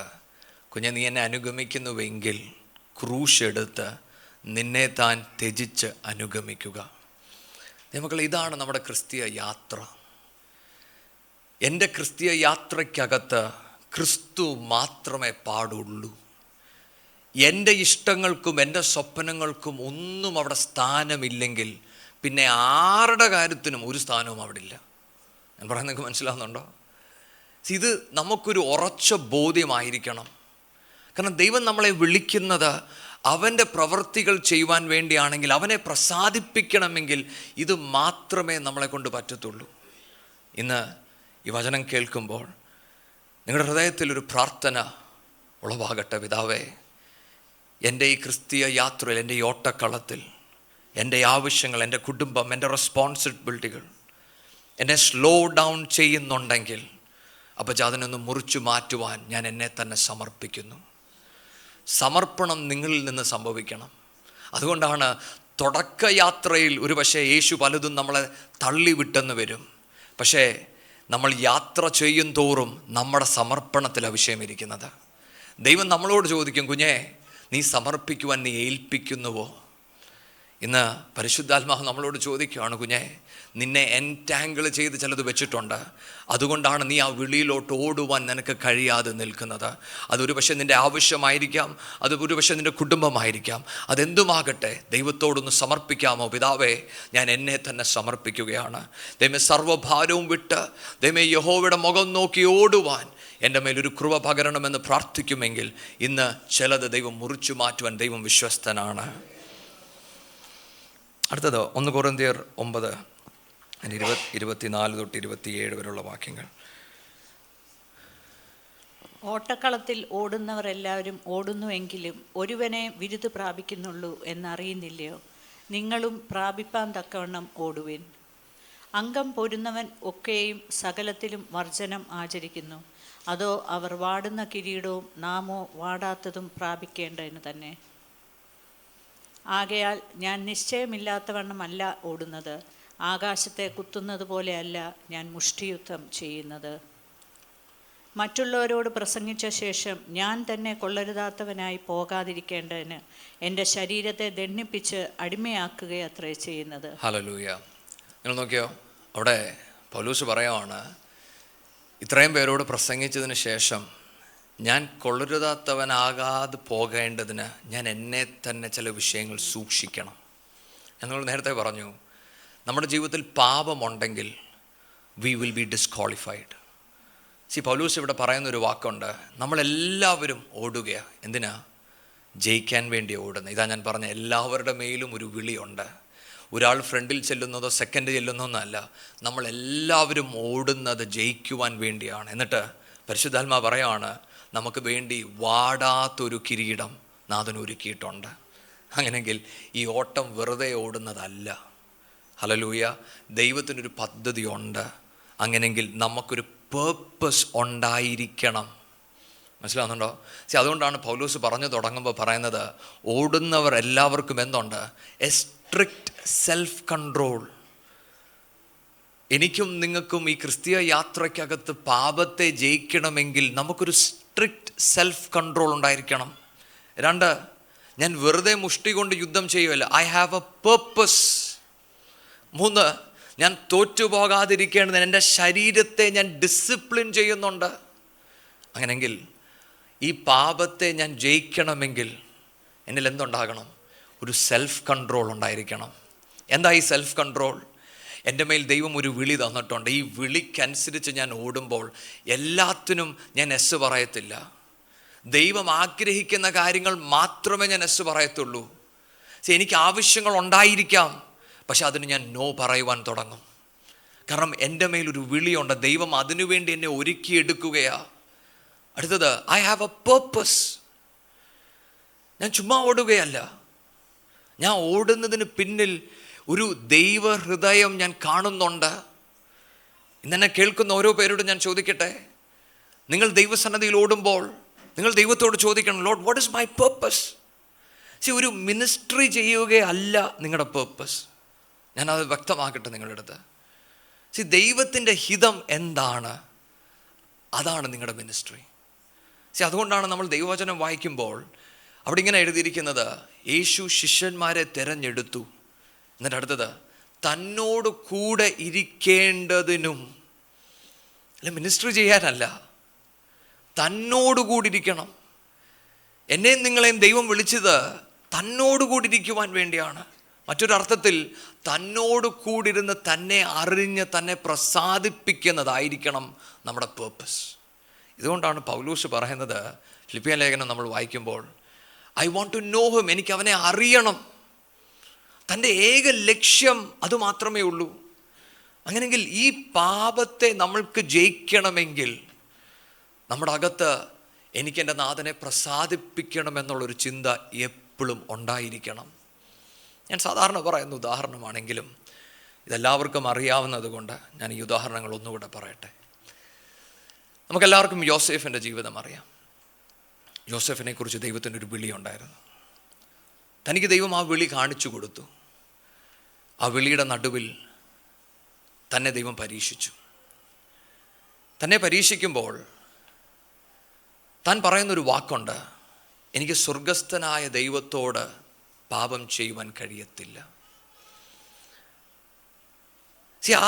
ആ വിഷയത്തിൽ മറ്റാരും അറിയത്തില്ല, കുഴപ്പമില്ല എന്ന് പറയുമ്പോഴും യോസേഫിന് പറയുവാൻ ഒന്നുണ്ട്, ഞാൻ ഓടുന്നത് എന്തിനാണെന്നറിയാമോ? എൻ്റെ നാഥനെ പ്രസാദിപ്പിക്കുവാൻ വേണ്ടിയാണ്. എൻ്റെ കണ്ണുകൾ വിളിയുടെ മേലല്ല, എൻ്റെ കണ്ണുകൾ ക്രിസ്തുവിൻ്റെ മേലാണ്. ദൈവമക്കളെ, ഈ യാത്രയിൽ ഞാൻ ജയിക്കണമെങ്കിൽ എൻ്റെ കണ്ണുകൾ ക്രിസ്തുവിൽ മാത്രം ഉറച്ചു നിൽക്കണം. എനിക്ക് വിളി പൂർത്തീകരിക്കുവാൻ എനിക്കായി ചില വഴികൾ കണ്ടെത്തിയെന്ന് വരാം, പക്ഷേ ദൈവഹിതം അറിഞ്ഞ് ഞാൻ ജീവിക്കണമെങ്കിൽ അവനെ പ്രസാദിപ്പിച്ചേ മതിയാവത്തുള്ളൂ. ഇത് നമ്മുടെ പ്രാർത്ഥനയായിരിക്കണം. അടുത്തത്, നമ്മൾ ഡാനിയലിനെ കുറിച്ച് പഠിക്കുമ്പോഴും ഇത് തന്നെ കാണാം. ഡാനിയലിൻ്റെ മേൽ ദൈവത്തിനൊരു വിളിയുണ്ട്. ഒരുപക്ഷെ തൻ്റെ യൗവനക്കാരിൽ, തൻ്റെ കൂടെ നടന്നവരിൽ ദൈവം തനിക്ക് വലിയ ഒരു മാറ്റം വരുത്തി. താൻ ബാബിലോണിൽ വരുമ്പോൾ എല്ലാം തനിക്ക് അനുകൂലമാണ്. പക്ഷേ തൻ്റെ മുന്നിൽ വെച്ച ആ ഭക്ഷണം, അതിന് ഡാനിയേൽ പറയുന്നത് എന്താണെന്നറിയാമോ? ഞാൻ എന്നെ താൻ അശുദ്ധമാക്കുകയില്ല. എന്താ ഡാനിയേൽ നീ ഇങ്ങനൊരു തീരുമാനമെടുത്തത്? നിൻ്റെ മേലൊരു വിളി കിടക്കുകയല്ലേ? ആ വിളി പൂർത്തീകരിക്കുവാൻ ചിലതിൽ നീ കണ്ണടയ്ക്കണമെന്ന് പറഞ്ഞാൽ ഡാനിയേൽ പറയും, ഈ വിളിയേക്കാൾ വലുത് എന്നെ നടത്തുന്ന എൻ്റെ ദൈവമാണ്. കാരണം അവൻ വിശുദ്ധനായിരിക്കുന്ന പോലെ ഞാനും വിശുദ്ധനായിരിക്കണം. ഞാൻ പറയുന്നത് നിങ്ങൾക്ക് മനസ്സിലാവുന്നുണ്ടോ? നമ്മുടെ ഈ വിളിക്കകത്ത് നമ്മുടെ കണ്ണുകൾ എപ്പോഴും ക്രിസ്തുവിൽ മാത്രമായിരിക്കണം. ആരെന്ത് പറഞ്ഞാലും എന്ത് സംഭവിച്ചാലും ക്രിസ്തുവിൽ മാത്രമേ ഞാൻ നോക്കുകയുള്ളൂ എന്ന് പറഞ്ഞ് പോയെങ്കിൽ മാത്രമേ നമ്മൾ ഈ ഓട്ടക്കളത്തിൽ നിലനിൽക്കത്തുള്ളൂ. ഹല്ലേലൂയ. നമുക്ക് എബ്രായറിലോട്ട് തിരിച്ചു വരാം. എബ്രായർ 12 അതിൻ്റെ 3-4 വാക്യങ്ങൾ വായിക്കാം. നിങ്ങളുടെ ഉള്ളിൽ ക്ഷീണിച്ച് മടുക്കാതിരിപ്പാൻ പാപികളാൽ തനിക്ക് നേരിട്ട ഇങ്ങനെയുള്ള വിരോധം സഹിച്ചവനെ ധ്യാനിച്ചുകൊള്ളുവിൻ. പാപത്തോട് പോരാടുന്നതിൽ നിങ്ങൾ ഇതുവരെ പ്രാണത്യാഗത്തോളം എതിർത്ത് നിന്നിട്ടില്ല. ശ്രദ്ധിക്കുന്നോ? അപ്പോൾ നമ്മൾ പാപത്തെ നേരിടുമ്പോൾ അവിടെ എഴുതിയിരിക്കുന്നത് you have not resisted until death എന്ന് പറഞ്ഞാൽ, ഈ നാഥനെ ഞാൻ അനുഗമിക്കുമ്പോൾ മരണം സംഭവിക്കുമെന്ന് പറഞ്ഞാൽ പോലും ഞാൻ തിരിഞ്ഞു നോക്കുവാൻ പാടില്ല. ക്രിസ്തുവിൽ മാത്രമായിരിക്കണം എൻ്റെ കണ്ണുകൾ. അവനെ പ്രസാദിപ്പിക്കുന്നത് മാത്രമായിരിക്കണം എൻ്റെ ആഗ്രഹം.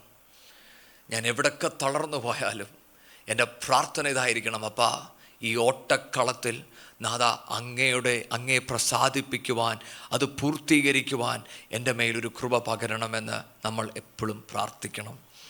അപ്പം 2 കാര്യങ്ങൾ നമ്മളിപ്പോൾ ചിന്തിച്ചു. നമുക്ക് ഈ ഓട്ടക്കളത്തിൽ നമ്മുടെ ഭാരത്തെയും പാപത്തെയും മാറ്റിക്കൊണ്ട് നമ്മൾ ജീവിക്കണം. അടുത്ത ഈ ഓട്ടക്കളത്തിൽ നമ്മൾ പ്രതീക്ഷിക്കേണ്ട കാര്യങ്ങൾ 1-2 കാര്യങ്ങൾ കൂടെ. 2-ാമത്തെ വാക്യം, എബ്രായർ 12:2. വിശ്വാസത്തിൻ്റെ നായകനും പൂർത്തി വരുത്തുന്നതിനുമായ യേശുവിനെ നോക്കുക. തൻ്റെ മുമ്പിൽ വെച്ചിരുന്ന സന്തോഷമോർത്ത് അവൻ അപമാനം അലക്ഷ്യമാക്കി ക്രൂശിനെ സഹിക്കുകയും ദൈവസിംഹാസനത്തിൻ്റെ വലത്തുഭാഗത്ത് ഇരിക്കുകയും ചെയ്തു. ആമേൻ. അപ്പം ഈ ഓട്ടക്കളത്തിൽ നമ്മൾ ഓടുമ്പം ഈ പാപവും ഭാരവും നമ്മളെ സ്ലോ ഡൗൺ ചെയ്യും, നമ്മളെ ഡിസ്ക്വാളിഫൈ ചെയ്യുമെന്നുള്ളത് സത്യം. നിങ്ങൾ അതിനെ ജയിക്കുമ്പോൾ നിങ്ങൾ അതിനോട് ചേർന്ന് മനസ്സിലാക്കേണ്ട ഒരു കാര്യം, ഈ ഓട്ടക്കളത്തിൽ നമുക്ക് അപമാനമുണ്ടാകുവാൻ സാധ്യതയുണ്ട്, പരീക്ഷകൾ വരുവാൻ സാധ്യതയുണ്ട്, മറ്റുള്ളവർ നമ്മളെ നാണം കെടുത്തുവാൻ സാധ്യതയുണ്ട്, ഉപദ്രവം വരുവാൻ സാധ്യതയുണ്ട്. ഈ ബോധ്യത്തിൽ വേണം ഞാനും നിങ്ങളും ഓട്ടമോടുവാൻ. ഈ ഓട്ടക്കളത്തിൻ്റെ അകത്ത് നമുക്ക് ഉപദ്രവങ്ങളും അപമാനവും വരുമ്പോൾ നമ്മൾ അതിനെ നോക്കിയിട്ട് യേശുവേ, അങ്ങ് പറഞ്ഞതുപോലെ അങ്ങേ പ്രസാദിപ്പിച്ചുകൊണ്ടാണല്ലോ ഞാൻ ഈ ഓടിയത് മൊത്തം, എന്നിട്ട് എന്തുകൊണ്ട് എനിക്ക് ഈ പ്രശ്നമെന്ന് ചോദിച്ചാൽ നമ്മൾ അവിടെ വീണുപോകും. കാരണം പരിശുദ്ധാത്മാവ് പറയാണ്, കുഞ്ഞേ, നിൻ്റെ ഈ ഓട്ടക്കളത്തിൻ്റെ അകത്ത് നിനക്ക് അപമാനം സഹിക്കേണ്ടി വരും. അങ്ങനെ സഹിക്കുമ്പോൾ ഞാൻ എന്ത് ചെയ്യണം? നായകനായ ക്രിസ്തുവിൻ്റെ മുഖത്തോട്ട് നോക്കുക. എൻ്റെ നാഥൻ ഇതിനെ അലക്ഷ്യമാക്കി ഓടിയതുപോലെ നീയും ഞാനും ഇതിനെ അലക്ഷ്യമാക്കി ഓടണം. ഹല്ലേലൂയ. നമുക്ക് ഈ വചനം വായിക്കുമ്പോൾ ചിലപ്പോൾ നമുക്ക് തോന്നും, ഉള്ള അപമാനം മൊത്തം ഇത്ര അലക്ഷ്യമാക്കാൻ നമുക്ക് പറ്റുമോ? ഇതുകൊണ്ടാണ് നമ്മൾ വചനം വായിച്ചപ്പോൾ പറഞ്ഞത്, ക്രൂശെടുത്ത് അനുഗമിക്കുമ്പോൾ നീ നിന്നെ താൻ ത്യജിക്കണം. അപ്പം നമ്മുടെ ഈഗോയിനെയൊക്കെ ദൈവം എന്തോ ചെയ്യും? മുറിക്കും.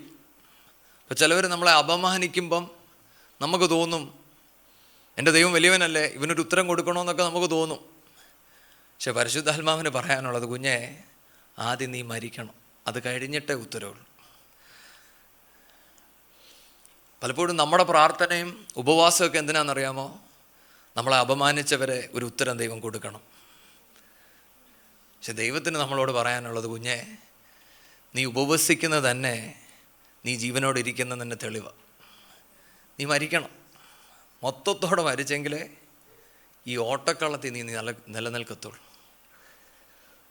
ഇന്ന് ദൈവസന്നിധിയിൽ നമ്മളൊന്ന് സമർപ്പിക്കണം. പിതാവേ, ഈ ക്രൂശെടുത്ത് ഓടുവാൻ എൻ്റെ മേലൊരു കൃപ പകർന്നു തരണം. എനിക്കറിയാം, നമ്മളിത് പഠിച്ചു വരുമ്പം ഏതാണ്ട് ഭൂരിഭാഗം പേരും ഇപ്പം ചിന്തിച്ച് കാണും, ഓട്ടം വേണ്ടായിരുന്നെന്ന്. ഒരു കർത്തൃദാസൻ പറഞ്ഞ പോലെ പറ്റിപ്പോയെന്നുള്ളതാണ്. അതുകൊണ്ടാണ് അടുത്ത വാക്യം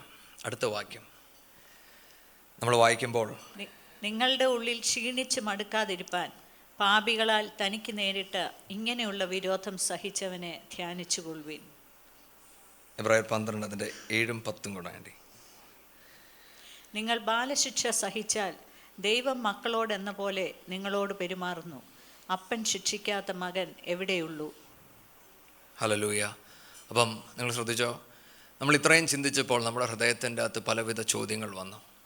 ഈ യേശുവിൻ്റെ മുഖം നോക്കി ഓടുവാൻ അത്ര എളുപ്പമല്ല എന്നൊരു ബോധ്യം നമുക്ക് കിട്ടി. പക്ഷേ പരിശുദ്ധാത്മാവ് അടുത്ത് എന്താ എഴുതിയെന്നറിയാമോ? കുഞ്ഞുങ്ങളെ, നിങ്ങൾക്കൊരു പിതാവുണ്ട്. നിങ്ങളുടെ വിഷമങ്ങളും സങ്കടങ്ങളും മനസ്സിലാക്കുന്ന ഒരു സ്വർഗസ്ഥനായ പിതാവ്. എന്നിട്ട് പരിശുദ്ധാത്മാവ് അങ്ങനെ പറഞ്ഞ് നിർത്തുകയല്ല. പരിശുദ്ധാത്മാവ് പറയാണ്, സ്വർഗസ്ഥനായ പിതാവ് നിങ്ങളെ ശാസിക്കുമ്പോൾ, നിങ്ങളെ ഡിസിപ്ലിൻ ചെയ്യുന്നതിന് ഒരു കാരണമുണ്ട്. എൻ്റെ ജീവിതത്തിൽ വരുന്ന പ്രശ്നങ്ങൾ, എൻ്റെ ജീവിതത്തിൽ വരുന്ന ഓരോ കുഴപ്പങ്ങളുടെ മേലും അതൊരു പോരാട്ടമല്ല, മറിച്ച് ദൈവം എന്നെ ഒന്ന് ഒരുക്കിയെടുക്കുകയാണ്. എന്തിന്? ദൈവവചനത്തിൻ്റെ അകത്ത് ഇങ്ങനെ പറയുന്നത്, നിങ്ങളുടെ ലോകത്തിലെ പിതാക്കന്മാർ അവരുടെ ആഗ്രഹങ്ങൾക്ക് വേണ്ടി നിങ്ങളെ ഡിസിപ്ലിൻ ചെയ്യുമ്പോൾ സ്വർഗസ്ഥനായ പിതാവ് നിങ്ങളെ വിശുദ്ധിക്കു വേണ്ടി അഭ്യസിപ്പിച്ചെടുക്കുകയാണ്. ഹല്ലേലൂയ. ഇതുകൊണ്ടാണ് ഞാൻ സാധാരണ പറയാറുള്ളത്, നമ്മുടെ ഈ ലോക യാത്രയ്ക്കകത്ത് ദൈവമേ എനിക്ക് സുഖിക്കണം, എനിക്ക് സന്തോഷിക്കണം എന്നല്ല, എനിക്ക് വിശുദ്ധിയോട് ജീവിക്കണം. ഇതായിരിക്കണം നമ്മുടെ പ്രാർത്ഥന. A true fatherhood will discipline his children. ശരിക്കുമുള്ള ഒരു പിതൃത്വം കുഞ്ഞുങ്ങളെ അഭ്യസിപ്പിച്ചെടുക്കും. സ്വർഗസ്ഥനായ പിതാവും എന്നെയും നിങ്ങളെയും അഭ്യസിപ്പിക്കുകയാണ്. ഇന്ന് എന്നെ കേൾക്കുന്ന ഓരോ പേരോട് ഞാൻ പറയട്ടെ, നിങ്ങൾ എന്തിൽ കൂടെ കടന്നു പോകുന്നതെന്ന് എനിക്കറിയത്തില്ല, എന്ത് വിഷമത്തിൽ കൂടെ കടക്കുന്നതെന്ന് എനിക്കറിയത്തില്ല. പക്ഷെ എനിക്കറിയാവുന്ന ഒന്ന് ഞാൻ നിങ്ങളോട് പറയാം, വിളിച്ച വലിയവനായ ദൈവം നിങ്ങളെ കൈവിടുകയില്ല. ആ നാഥൻ നിങ്ങളെ സ്നേഹിക്കുന്നത് കൊണ്ട് നിങ്ങളെ പണിയുവാൻ എൻ്റെ ദൈവം വിശ്വസ്തനാണ്. കഴിഞ്ഞൊരു ദിവസം ഞാൻ ദൈവസന്നിധിയിൽ ചില വിഷമങ്ങളുമായിരിക്കുമ്പോൾ ഞാൻ ദൈവത്തോട് ഇങ്ങനെ പറഞ്ഞപ്പാ, ഈ വിഷമം എൻ്റെ കുഞ്ഞിന് വരികയായിരുന്നു. Because I M A father, ഞാനൊരു പിതാവാകയാൽ എൻ്റെ കുഞ്ഞ് ഞാൻ ഈ കടക്കുന്ന വിഷമത്തിൽ കൂടെ കടക്കുമെന്ന് ഞാൻ മുന്നമേ കണ്ടിരുന്നെങ്കിൽ ഞാൻ ഈ വിഷയത്തിൻ്റെ മുന്നിൽ കണ്ണടച്ചേനെ എന്ന് ഞാൻ ദൈവത്തോട് ഇങ്ങനെ പറഞ്ഞു. അപ്പോൾ പരിശുദ്ധാത്മാവ് എന്നോട് പറഞ്ഞടാ മോനെ, നീ മനസ്സിലാക്കണം, പാപിയായിരുന്ന നിന്നെ വലിയവനായ നാഥൻ പിതാവ്, സ്വർഗസ്ഥനായ പിതാവ് ഭയങ്കരമായിട്ട് സ്നേഹിച്ചിട്ട് ക്രിസ്തു സ്വർഗം വിട്ട് ഭൂമിയിൽ വന്നെന്ന് മാത്രമല്ല, തൻ്റെ ജീവനെ ക്രൂശിൽ യാഗമായി കൊടുത്തു. എന്തിനാണെന്നറിയാമോ? നിന്നെ വാങ്ങിച്ചെടുക്കുവാൻ. പാപത്തിൽ കിടന്ന നിന്നെ ക്രിസ്തുവിൻ്റെ കുടുംബത്തിൽ ഒരു അംഗമാക്കുവാൻ തൻ്റെ ജീവനെ താൻ പകർന്നു. എന്നിട്ട് അവിടം കൊണ്ട് എൻ്റെ നാഥൻ പോയില്ല, പരിശുദ്ധാത്മാവിനെ എൻ്റെ അകത്തിട്ട് തന്നു. എന്തിനാണെന്നറിയാമോ? ആ വിളിച്ച വിളിക്ക് എന്താ വിളിയെന്നറിയോ? പുത്രനെ പോലാകേണ്ടതിന്. ഹല്ലേലൂയ. ആ നാഥൻ എന്നെ പണിതുകൊണ്ടിരിക്കുകയാണ്. അങ്ങനെയെങ്കിൽ ഈ വചനം പരിശുദ്ധാത്മാവ് എൻ്റെ അകത്ത് പറഞ്ഞപ്പം എൻ്റെ ഹൃദയം ഒന്ന് തുള്ളി. എന്നിട്ട് പരിശുദ്ധാത്മാവ് അത് പറഞ്ഞ് നിർത്തിയില്ല, പക്ഷെ പറഞ്ഞു, കുഞ്ഞേ നീ ബൈബിൾ നോക്കിക്കേ. നമ്മൾ സാധാരണ പറയാറുണ്ട് അബ്രഹാമും ഇസാക്കും എലിയാസറും. എലിയാസറിനെ കുറിച്ച് പറയുമ്പോൾ നമ്മൾ പറയും എലിയാസർ പരിശുദ്ധാത്മാവിനെ കാണിക്കുന്നു. പക്ഷെ നിങ്ങളൊന്ന് ശ്രദ്ധിച്ചേ, ഇസാക്കിന് പെണ്ണ് നോക്കാൻ പോകുന്ന എലിയാസർ ഇസാക്കിൻ്റെ അടുത്ത് ചെന്നിട്ട്, എടാ നിനക്ക് എങ്ങനെയുള്ള പെണ്ണ് വേണം എന്ന് ചോദിച്ചില്ല, അല്ലേ? ശരിയാണോ? എന്തുകൊണ്ടാണ് ചോദിക്കാത്തത്? കാരണം പിതാവ് പറഞ്ഞിട്ടുണ്ട് എന്തോ വേണ്ടതെന്ന്. അങ്ങനെയെങ്കിൽ പരിശുദ്ധാത്മാവിനോട് പറഞ്ഞൊരു കാര്യം ഞാൻ പറയാം. എടാ മോനെ, നിൻ്റെ ഈ ക്രിസ്തീയ യാത്രയ്ക്കകത്ത് നിനക്ക് എത്രയൊക്കെ വിഷമിച്ചാലും, നീ എത്രയൊക്കെ സങ്കടപ്പെട്ടാലും, നിന്നെ പണിയുവാൻ ഞാൻ പരിശുദ്ധാത്മാവിനെ ഏൽപ്പിച്ചിരിക്കുക. ആ പണി പരിശുദ്ധാത്മാവ് പൂർത്തീകരിക്കും. നിനക്കിപ്പം അത് വിഷമമായി തോന്നും, പക്ഷെ പിന്നത്തേൽ ഇതൊരു അനുഗ്രഹമായി മാറിയിരിക്കും. എന്നെ കേൾക്കുന്ന ഓരോ പേരോട് ഞാൻ പറയട്ടെ, ഇന്ന് നിങ്ങൾ കടന്നു പോകുന്ന വിഷമം അതെത്ര വലുതാകട്ടെ, നിങ്ങൾ ഒന്നുറപ്പിക്കണം, എൻ്റെ നാഥൻ എന്നെ പണിയുകയാണ്. എൻ്റെ നാഥൻ എന്നെ പണിയുന്നത് എന്തിനാണെന്നറിയാമോ? എൻ്റെ നാഥനെ പോലെ ആയി മാറേണ്ടതിന്. ഇന്ന് ദൈവസന്നിധിയിൽ നമ്മളൊന്ന് സമർപ്പിക്കണം. നമ്മൾ ദൈവത്തോടൊന്ന് പറയണം, പിതാവേ അപ്പച്ചാ, ഞാൻ ഈ കടന്നു പോകുന്ന എല്ലാ വിഷമങ്ങളിലും എൻ്റെ നാഥൻ്റെ മുഖം നോക്കുവാൻ എൻ്റെ മേലൊരു കൃപ പകർന്ന് തരണം. കൊറി ടെൻ ബൂം എന്ന് പറഞ്ഞ ആ സ്ത്രീ തൻ്റെ ബയോഗ്രഫിക്കകത്ത് എഴുതിയ ഒരു സ്റ്റോറിയുണ്ട്. വേൾഡ് വാർ 2 ജർമ്മൻസ് യഹൂദന്മാരെ പിടിക്കുന്ന ആ സമയത്ത് താൻ യഹൂദ ജനത്തെ സഹായിച്ചതുകൊണ്ട് താനും തൻ്റെ കുടുംബവും കോൺസെൻട്രേഷൻ ക്യാമ്പിൽ കിടക്കേണ്ടി വന്നു. വളരെ നല്ലൊരു കഥയാണ്. പക്ഷെ അതിനകത്ത് ഒരു ഭാഗം ഞാൻ വായിച്ചത് ഇങ്ങനെയാണ്. അവിടെ ആയിരുന്നപ്പം താനും തൻ്റെ സഹോദരി ബെസ്റ്റിയും രണ്ടുപേരും ആ കോൺസെൻട്രേഷൻ ക്യാമ്പിൽ കിടക്കുമ്പോൾ തൻ്റെ തുണികളെല്ലാം ഉരിച്ച് നേക്കഡായിട്ട് അവിടെ നിർത്തി. അപ്പം കൊറി ടെൻ ബൂം തൻ്റെ സഹോദരിയോട് പറഞ്ഞു, എനിക്കിനി ഇതിൻ്റെ അപ്പുറത്ത് സഹിക്കുവാൻ പറ്റത്തില്ല, ടോർച്ചറിങ് ഭയങ്കര ഹൈ ആണ്, ഞാൻ വീണുപോകും. ഇത് പറഞ്ഞുകൊണ്ടിരിക്കുമ്പോൾ പെട്ടെന്ന് പരിശുദ്ധാത്മാവ് തന്നെ ക്രിസ്തുവിനെ കാണിച്ചു കൊടുത്തു. ക്രൂശിൽ കിടക്കുന്ന ക്രിസ്തു, തുണികളൊന്നുമില്ലാതെ എനിക്ക് വേണ്ടി മരിച്ച എൻ്റെ നാഥൻ്റെ മുഖം തന്നെ കാണിച്ചു. തനിങ്ങനെ പറയുന്നത്, താൻ ആ ദർശനം ഒന്ന് കണ്ടപ്പോൾ, അതൊരു വിഷൻ അല്ല, ആ ദൈവവചനം തനിക്കൊന്ന് കാണിച്ചു കൊടുത്തപ്പോൾ തൻ്റെ ഹൃദയത്തിൽ താൻ ഇങ്ങനെ ആശ്വസിച്ചു, നാഥാ, അങ്ങ് അനുഭവിച്ചതിൻ്റെ ഒരു ഭാഗം അനുഭവിക്കുവാൻ എനിക്കും കൂടെ കൃപ തന്നതാ, സ്തോത്രം. ഹല്ലേലൂയ. ഇതാണ് പൗലോസ് പറയുന്നത്, നാഥാ, എനിക്കങ്ങേ അറിയുക മാത്രമല്ല, I want to have fellowship of suffering. അങ്ങയുടെ കഷ്ടതയിൽ പങ്കാളിയാകുവാൻ അങ്ങനെ വിളിച്ചതിനായി സ്തോത്രം. ദൈവമക്കളെ, എൻ്റെയും നിങ്ങളുടെയും ജീവിതത്തിൽ വരുന്ന കഷ്ടതകളെ കണ്ട് നിങ്ങൾ ഭയപ്പെടേണ്ട. കാരണം ഒരു കഷ്ടതയ്ക്കും ഒന്നിനും നിങ്ങളെ വീഴ്ത്തുവാൻ കഴിയത്തില്ല.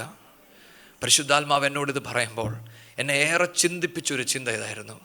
ഇത്രയേറെ എന്നെ സ്നേഹിച്ചൊരു പിതാവ്, എന്നെ ഇത്രയേറെ കരുതുന്ന ഒരു പുത്രൻ, എന്നോട് ചേർന്ന് നടക്കുന്ന പരിശുദ്ധാത്മാവ് എൻ്റെ കൂടെ ഉണ്ടെങ്കിൽ ഈ ഭൂമിയിൽ ഏത് ശക്തിക്കായി എന്നെ തകർക്കുവാൻ കഴിയുന്നത്? നിങ്ങളൊന്ന് ചിന്തിച്ച് നോക്കിക്കേ. അതെത്ര വലിയ പോരാട്ടമാകട്ടെ, അതിനെന്നെ തകർക്കുവാൻ കഴിയത്തില്ല. പക്ഷേ നിങ്ങളെ തകർക്കുന്ന ഒന്നുണ്ട്, എന്താണെന്നറിയാമോ? ഡിസെപ്ഷൻ. ഡയറക്ട് പ്രിൻസ് പറയുന്നൊരു കാര്യമുണ്ട്, it's not persecution nor problems that will defeat the church, it is deception. എന്താണ് ഡിസെപ്ഷൻ എന്നറിയാമോ? നേരത്തെ പ്രദീപ് പറഞ്ഞ പോലെ തൻ്റെ കുഞ്ഞിനെ ഇഞ്ചക്ഷന് വേണ്ടി കൊണ്ടിരുത്തുമ്പോൾ കുഞ്ഞിൻ്റെ കൈ പിടിച്ചു കൊടുക്കുന്നത് അപ്പനും അമ്മയുമാണ്. പക്ഷേ ആ പിടിച്ചു നിൽക്കുമ്പോൾ കുഞ്ഞിൻ്റെ ചെവിയിൽ നമ്മൾ മന്ത്രിക്കുവാണ്, ശരിക്കും ഇഞ്ചക്ഷൻ തരാൻ നിൻ്റെ അപ്പനും അമ്മയും സഹായിച്ചോ എന്ന് ചോദിച്ചാൽ കൊച്ചിന് പെട്ടെന്ന് തോന്നും, ശരിയാണല്ലോ, ഈ അങ്കിളാണല്ലോ എന്നെ കുറച്ചുകൂടെ സ്നേഹിക്കുന്നതെന്ന്. ഇതുപോലെ നമ്മുടെ ക്രിസ്തീയ യാത്രയ്ക്കകത്ത് ദൈവം നമ്മളെ പണിയുമ്പോൾ പിശാച് നമ്മുടെ അകത്ത് വന്ന് മന്ത്രിക്കും, ഈ വലിയവനായ ദൈവം നിന്നെ സ്നേഹിക്കുന്നില്ല, നിനക്ക് വേണ്ടി കരുതുന്നില്ല, ചില വഴികൾ തുറക്കാത്തത് നീ ശരിയല്ലാത്തത് കൊണ്ടാണ്. ദൈവ പൈതലേ, നിങ്ങളത് വിശ്വസിക്കരുത്. തൻ്റെ സ്വന്തം ജീവൻ കൊടുത്ത നാഥൻ ഇനി നിങ്ങൾക്ക് വേണ്ടി ഒന്നും തരാതിരിക്കത്തില്ല. നിശ്ചയമായും നിങ്ങൾക്ക് വേണ്ടി സർവ്വതും കരുതുവാൻ ഈ ദൈവം വിശ്വസ്തനാണ്. ഹല്ലേലൂയ. ഇന്നിവിടെ ആരെങ്കിലും ഒരു ഭാരത്തോടിരിക്കുന്നുവെങ്കിൽ ഈ ദൈവവചനം നിങ്ങളെ ഒന്ന് ആശ്വസിപ്പിക്കട്ടെ. ഈ ദൈവവചനത്തിന് നിങ്ങളൊന്ന് സമർപ്പിച്ചുകൊണ്ട് പറ, പിതാവേ, ഞാൻ കാണുന്ന പ്രശ്നത്തെ കളപ്രമായി അങ്ങയുടെ മുഖത്തോട്ട് നോക്കി ഓടുവാൻ എൻ്റെ മേലൊരു കൃപ പകരണമേ എന്ന് നമുക്ക് പ്രാർത്ഥിക്കാം. അതുകൊണ്ടാണ് സങ്കീർത്തനക്കാരൻ 119 അതിൻ്റെ 67 വാക്യം കൂടെ വായിക്കാം. സങ്കീർത്തനം 119 67 വാക്യം.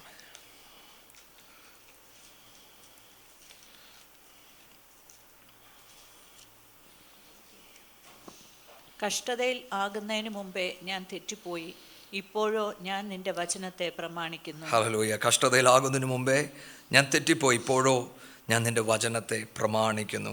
71 72 കൂടെ വായിക്കാം. നിന്റെ ചട്ടങ്ങൾ പഠിപ്പാൻ തക്കവണ്ണം ഞാൻ കഷ്ടതയിലായിരുന്നത് എനിക്ക് ഗുണമായി.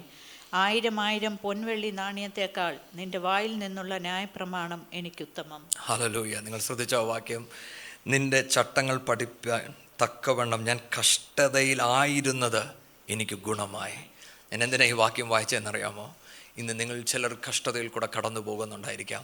നിങ്ങൾക്കൊരു പക്ഷേ തോന്നുന്നുണ്ടായിരിക്കാം, ഞാൻ ഇതിൽ നിന്ന് കടന്നു വരുമോ? പക്ഷെ പരിശുദ്ധാത്മാവ് നിങ്ങളെ പണിയുക മാത്രമല്ല, ഇതിൽ നിന്ന് നിങ്ങൾ പുറത്തു വരും. പുറത്തു വന്ന് നിങ്ങൾ പറയാൻ പോകുന്ന സാക്ഷ്യം ഇതാണ്, എൻ്റെ നാഥൻ എന്നെ കഷ്ടതയിലാക്കിയത് എനിക്ക് നന്മയായി മാറി. എന്തുകൊണ്ട്? ഞാൻ എൻ്റെ നാഥനെ കണ്ടു. ദാവീദ് പറയുന്നൊരു വാക്ക് നിങ്ങൾ ശ്രദ്ധിച്ചോ, സർവ്വതിനേക്കാൾ വലുത് എനിക്ക് ദൈവവചനമാണ് എന്ന് പറഞ്ഞാൽ എനിക്ക് എല്ലാത്തിനേക്കാൾ മാധുര്യമായത് എന്താണെന്നറിയാമോ? ഈ വചനം. അതെവിടെ വെച്ചാണെന്നറിയാമോ? ഈ കഷ്ടതയുടെ നടുവിൽ. ഒരു പക്ഷേ കാശ് തന്നിരുന്നെങ്കിൽ ഈ പ്രശ്നം പരിഹരിക്കപ്പെട്ടേനേം, ചിലർ വന്ന് എന്നെ സഹായിച്ചിരുന്നുവെങ്കിൽ പരിഹരിക്കപ്പെട്ടേനേം. പക്ഷെ ദൈവം ഈ വാതിലുകളും വഴികളും നിങ്ങൾക്ക് വേണ്ടി അടച്ചത് എന്തിനാണെന്നറിയാമോ? ഈ ദൈവവചനത്തിൻ്റെ മുന്നിൽ ഇരുന്ന് നാഥനെ ഒന്ന് അനുഭവിക്കുവാൻ, നാഥനെ ഒന്ന് അറിയുവാൻ, ഒന്ന് മധുരിക്കുമ്പോൾ നിങ്ങൾക്ക് നിങ്ങൾക്ക് മനസ്സിലാകും, ഈ ലോകത്തെ ഏതൊരു ശക്തി എനിക്കെതിരെ വന്നാലും എൻ്റെ നാഥൻ എൻ്റെ കരം പിടിച്ചിട്ടുണ്ട്.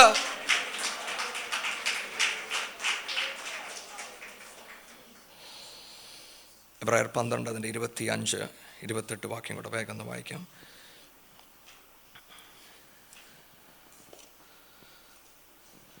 അരുളി ചെയ്യുന്നവനെ നിരസിക്കാതിരിപ്പാൻ നോക്കുവിൻ.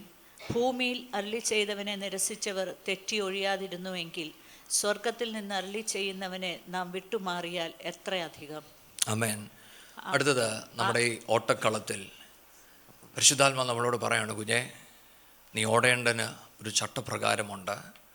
But at the same time പരിശുദ്ധാത്മാ പറയാണ്, ദർ ഇസ് എ വാർണിംഗ്. നീ ശ്രദ്ധയോട് ഓടിയില്ലെങ്കിൽ നീ വീണു പോകും. അവിടെ എഴുതിയിരിക്കുന്നത് നിങ്ങൾ ശ്രദ്ധിക്കണം. അവിടെ ആ പൗലൂസ് എഴുതുമ്പോൾ മൗണ്ട് സീനയെക്കുറിച്ചും മൗണ്ട് സയണിനെയും കുറിച്ചും എഴുതിയിട്ടുണ്ട്. ഇത് രണ്ടിൻ്റെ വ്യത്യാസം എന്താണെന്ന് ചോദിച്ചാൽ, ദൈവത്തെ ഇസ്രായേൽ ജനം കാണുമ്പോൾ അവർ ദൈവത്തിൻ്റെ ആ ശക്തിയോടെ ദൈവം ഇറങ്ങി വരുന്നത് കണ്ടപ്പോൾ ജനം പേടിച്ചുപോയി. പക്ഷെ നമ്മൾ ഓരോ പേരും ഇന്ന് ദൈവസന്നിധിയിൽ ഇരിക്കുമ്പോൾ നമ്മൾ ആരെയും കണ്ട് പേടിക്കുന്നില്ല. എന്താ കാര്യം എന്നറിയാമോ? ക്രിസ്തു എന്ന മീഡിയേറ്റർ നമ്മുടെ നടുക്ക് നിൽപ്പുണ്ട്. എന്നിട്ട് പൗലോസ് പറയുവാണ്, ഇത് കാണുമ്പോൾ നിങ്ങൾ മനസ്സിലാക്കണം, ഭൂമിയിൽ നിന്ന് കേട്ട ശബ്ദത്തോട് അവർ അനുസരണക്കേട് കാണിച്ചപ്പോൾ, അവർ വീണുപോയെങ്കിൽ, അവർ തകർന്നു പോയെങ്കിൽ, സ്വർഗത്തിൽ നിന്ന് കേൾക്കുന്ന ശബ്ദത്തോട് നിങ്ങൾ മറുതലിക്കരുത്. എന്താ ഇതിൻ്റെ അർത്ഥം എന്നറിയാമോ? ഇതെന്നോടും നിങ്ങളോടും പരിശുദ്ധാത്മാവ് പറയുവാണ്, കുഞ്ഞേ, നീ ഇവിടെ ഒരു തീ കാണുന്നില്ലായിരിക്കാം, അവർ കണ്ടതുപോലെ ഒന്നും നീ ഇവിടെ കാണുന്നില്ലായിരിക്കാം. കാണുന്നില്ല എന്നതിൻ്റെ അർത്ഥം ദൈവം ഇവിടെ ഇല്ല എന്നല്ല. ഈ ഓട്ടക്കളത്തിൽ ശ്രദ്ധയോടെ സൂക്ഷ്മതയോടെ ഓടുവാൻ നമുക്ക് മനസ്സുണ്ടായിരിക്കണം.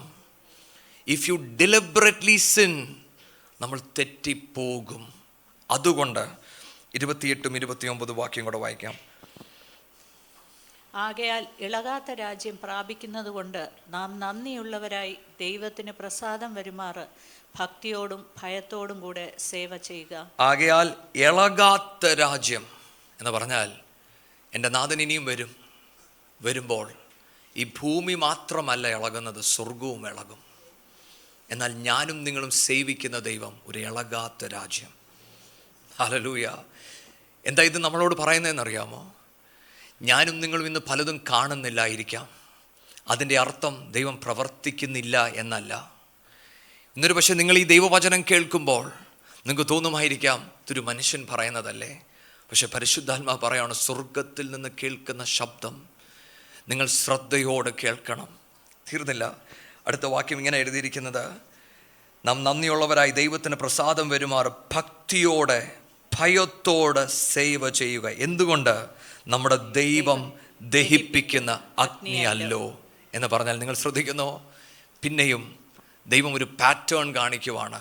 അയ്യോ, പഴയ നിയമത്തിൽ സീനാമലയിൽ ഇറങ്ങി വന്ന ദൈവം, അഗ്നിജാലവുമായി വന്ന ദൈവത്തെ ഞാൻ ഇവിടെ കണ്ടില്ലല്ലോ എന്നതാ ചോദ്യമെങ്കിൽ, ദൈവം പറയുവാണ്, അവിടെ വെളിപ്പെട്ട അതേ ദൈവം ഇവിടെയും നിൽപ്പുണ്ട്. അതുകൊണ്ട് ഭയത്തോടെ ഭക്തിയോടെ ഈ വഴിയിൽ നമ്മൾ ഓടണം. നമ്മൾ ദൈവസന്നിധിയിൽ പ്രാർത്ഥിക്കണം, പിതാവേ, വിറയലോടെ അങ്ങേ അനുഗമിക്കുവാൻ എൻ്റെ മേലൊരു കൃപ പകർന്നു തരണം. ഇന്ന് ഈ വചനം ഞാൻ പറഞ്ഞു നിർത്തുമ്പോൾ എൻ്റെ പ്രാർത്ഥന ഇതാണ്, പിതാവേ, അങ്ങ് എൻ്റെ മേൽ ഉളവാക്കിയ വിശ്വാസം അത് പൂർത്തീകരിക്കുവാൻ എൻ്റെ മേലൊരു കൃപ പകർന്നു തരണം. ഈ ഓട്ടം തികയ്ക്കുവാൻ എൻ്റെ മേലൊരു കൃപ തരണം. നിങ്ങൾ ദൈവവചനത്തോട് അടുക്കും തോറും ദൈവത്തിൻ്റെ ഭയവും ഭക്തിയും നിങ്ങളിൽ വർദ്ധിക്കണം. പഴയ നിയമത്തിൽ അവിടെ കണ്ട തീയോ അവിടെ കണ്ടൊരു ദൈവശക്തിയോ നിങ്ങൾ കണ്ടില്ല എന്നതിൻ്റെ അർത്ഥം നിങ്ങൾക്കിഷ്ടമുള്ള പോലെ നടക്കുവാൻ പറ്റുമെന്നല്ല. അതിനൊന്നാണ് പരിശുദ്ധാത്മാവ് പറയുന്നത്, he is a consuming fire. ഇതറിഞ്ഞുകൊണ്ട് നടക്കുവാൻ ദൈവം എന്നെയും നിങ്ങളെയും സഹായിക്കട്ടെ.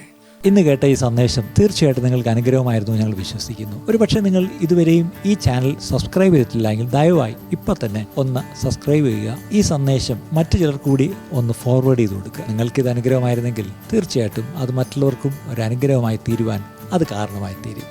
God bless you.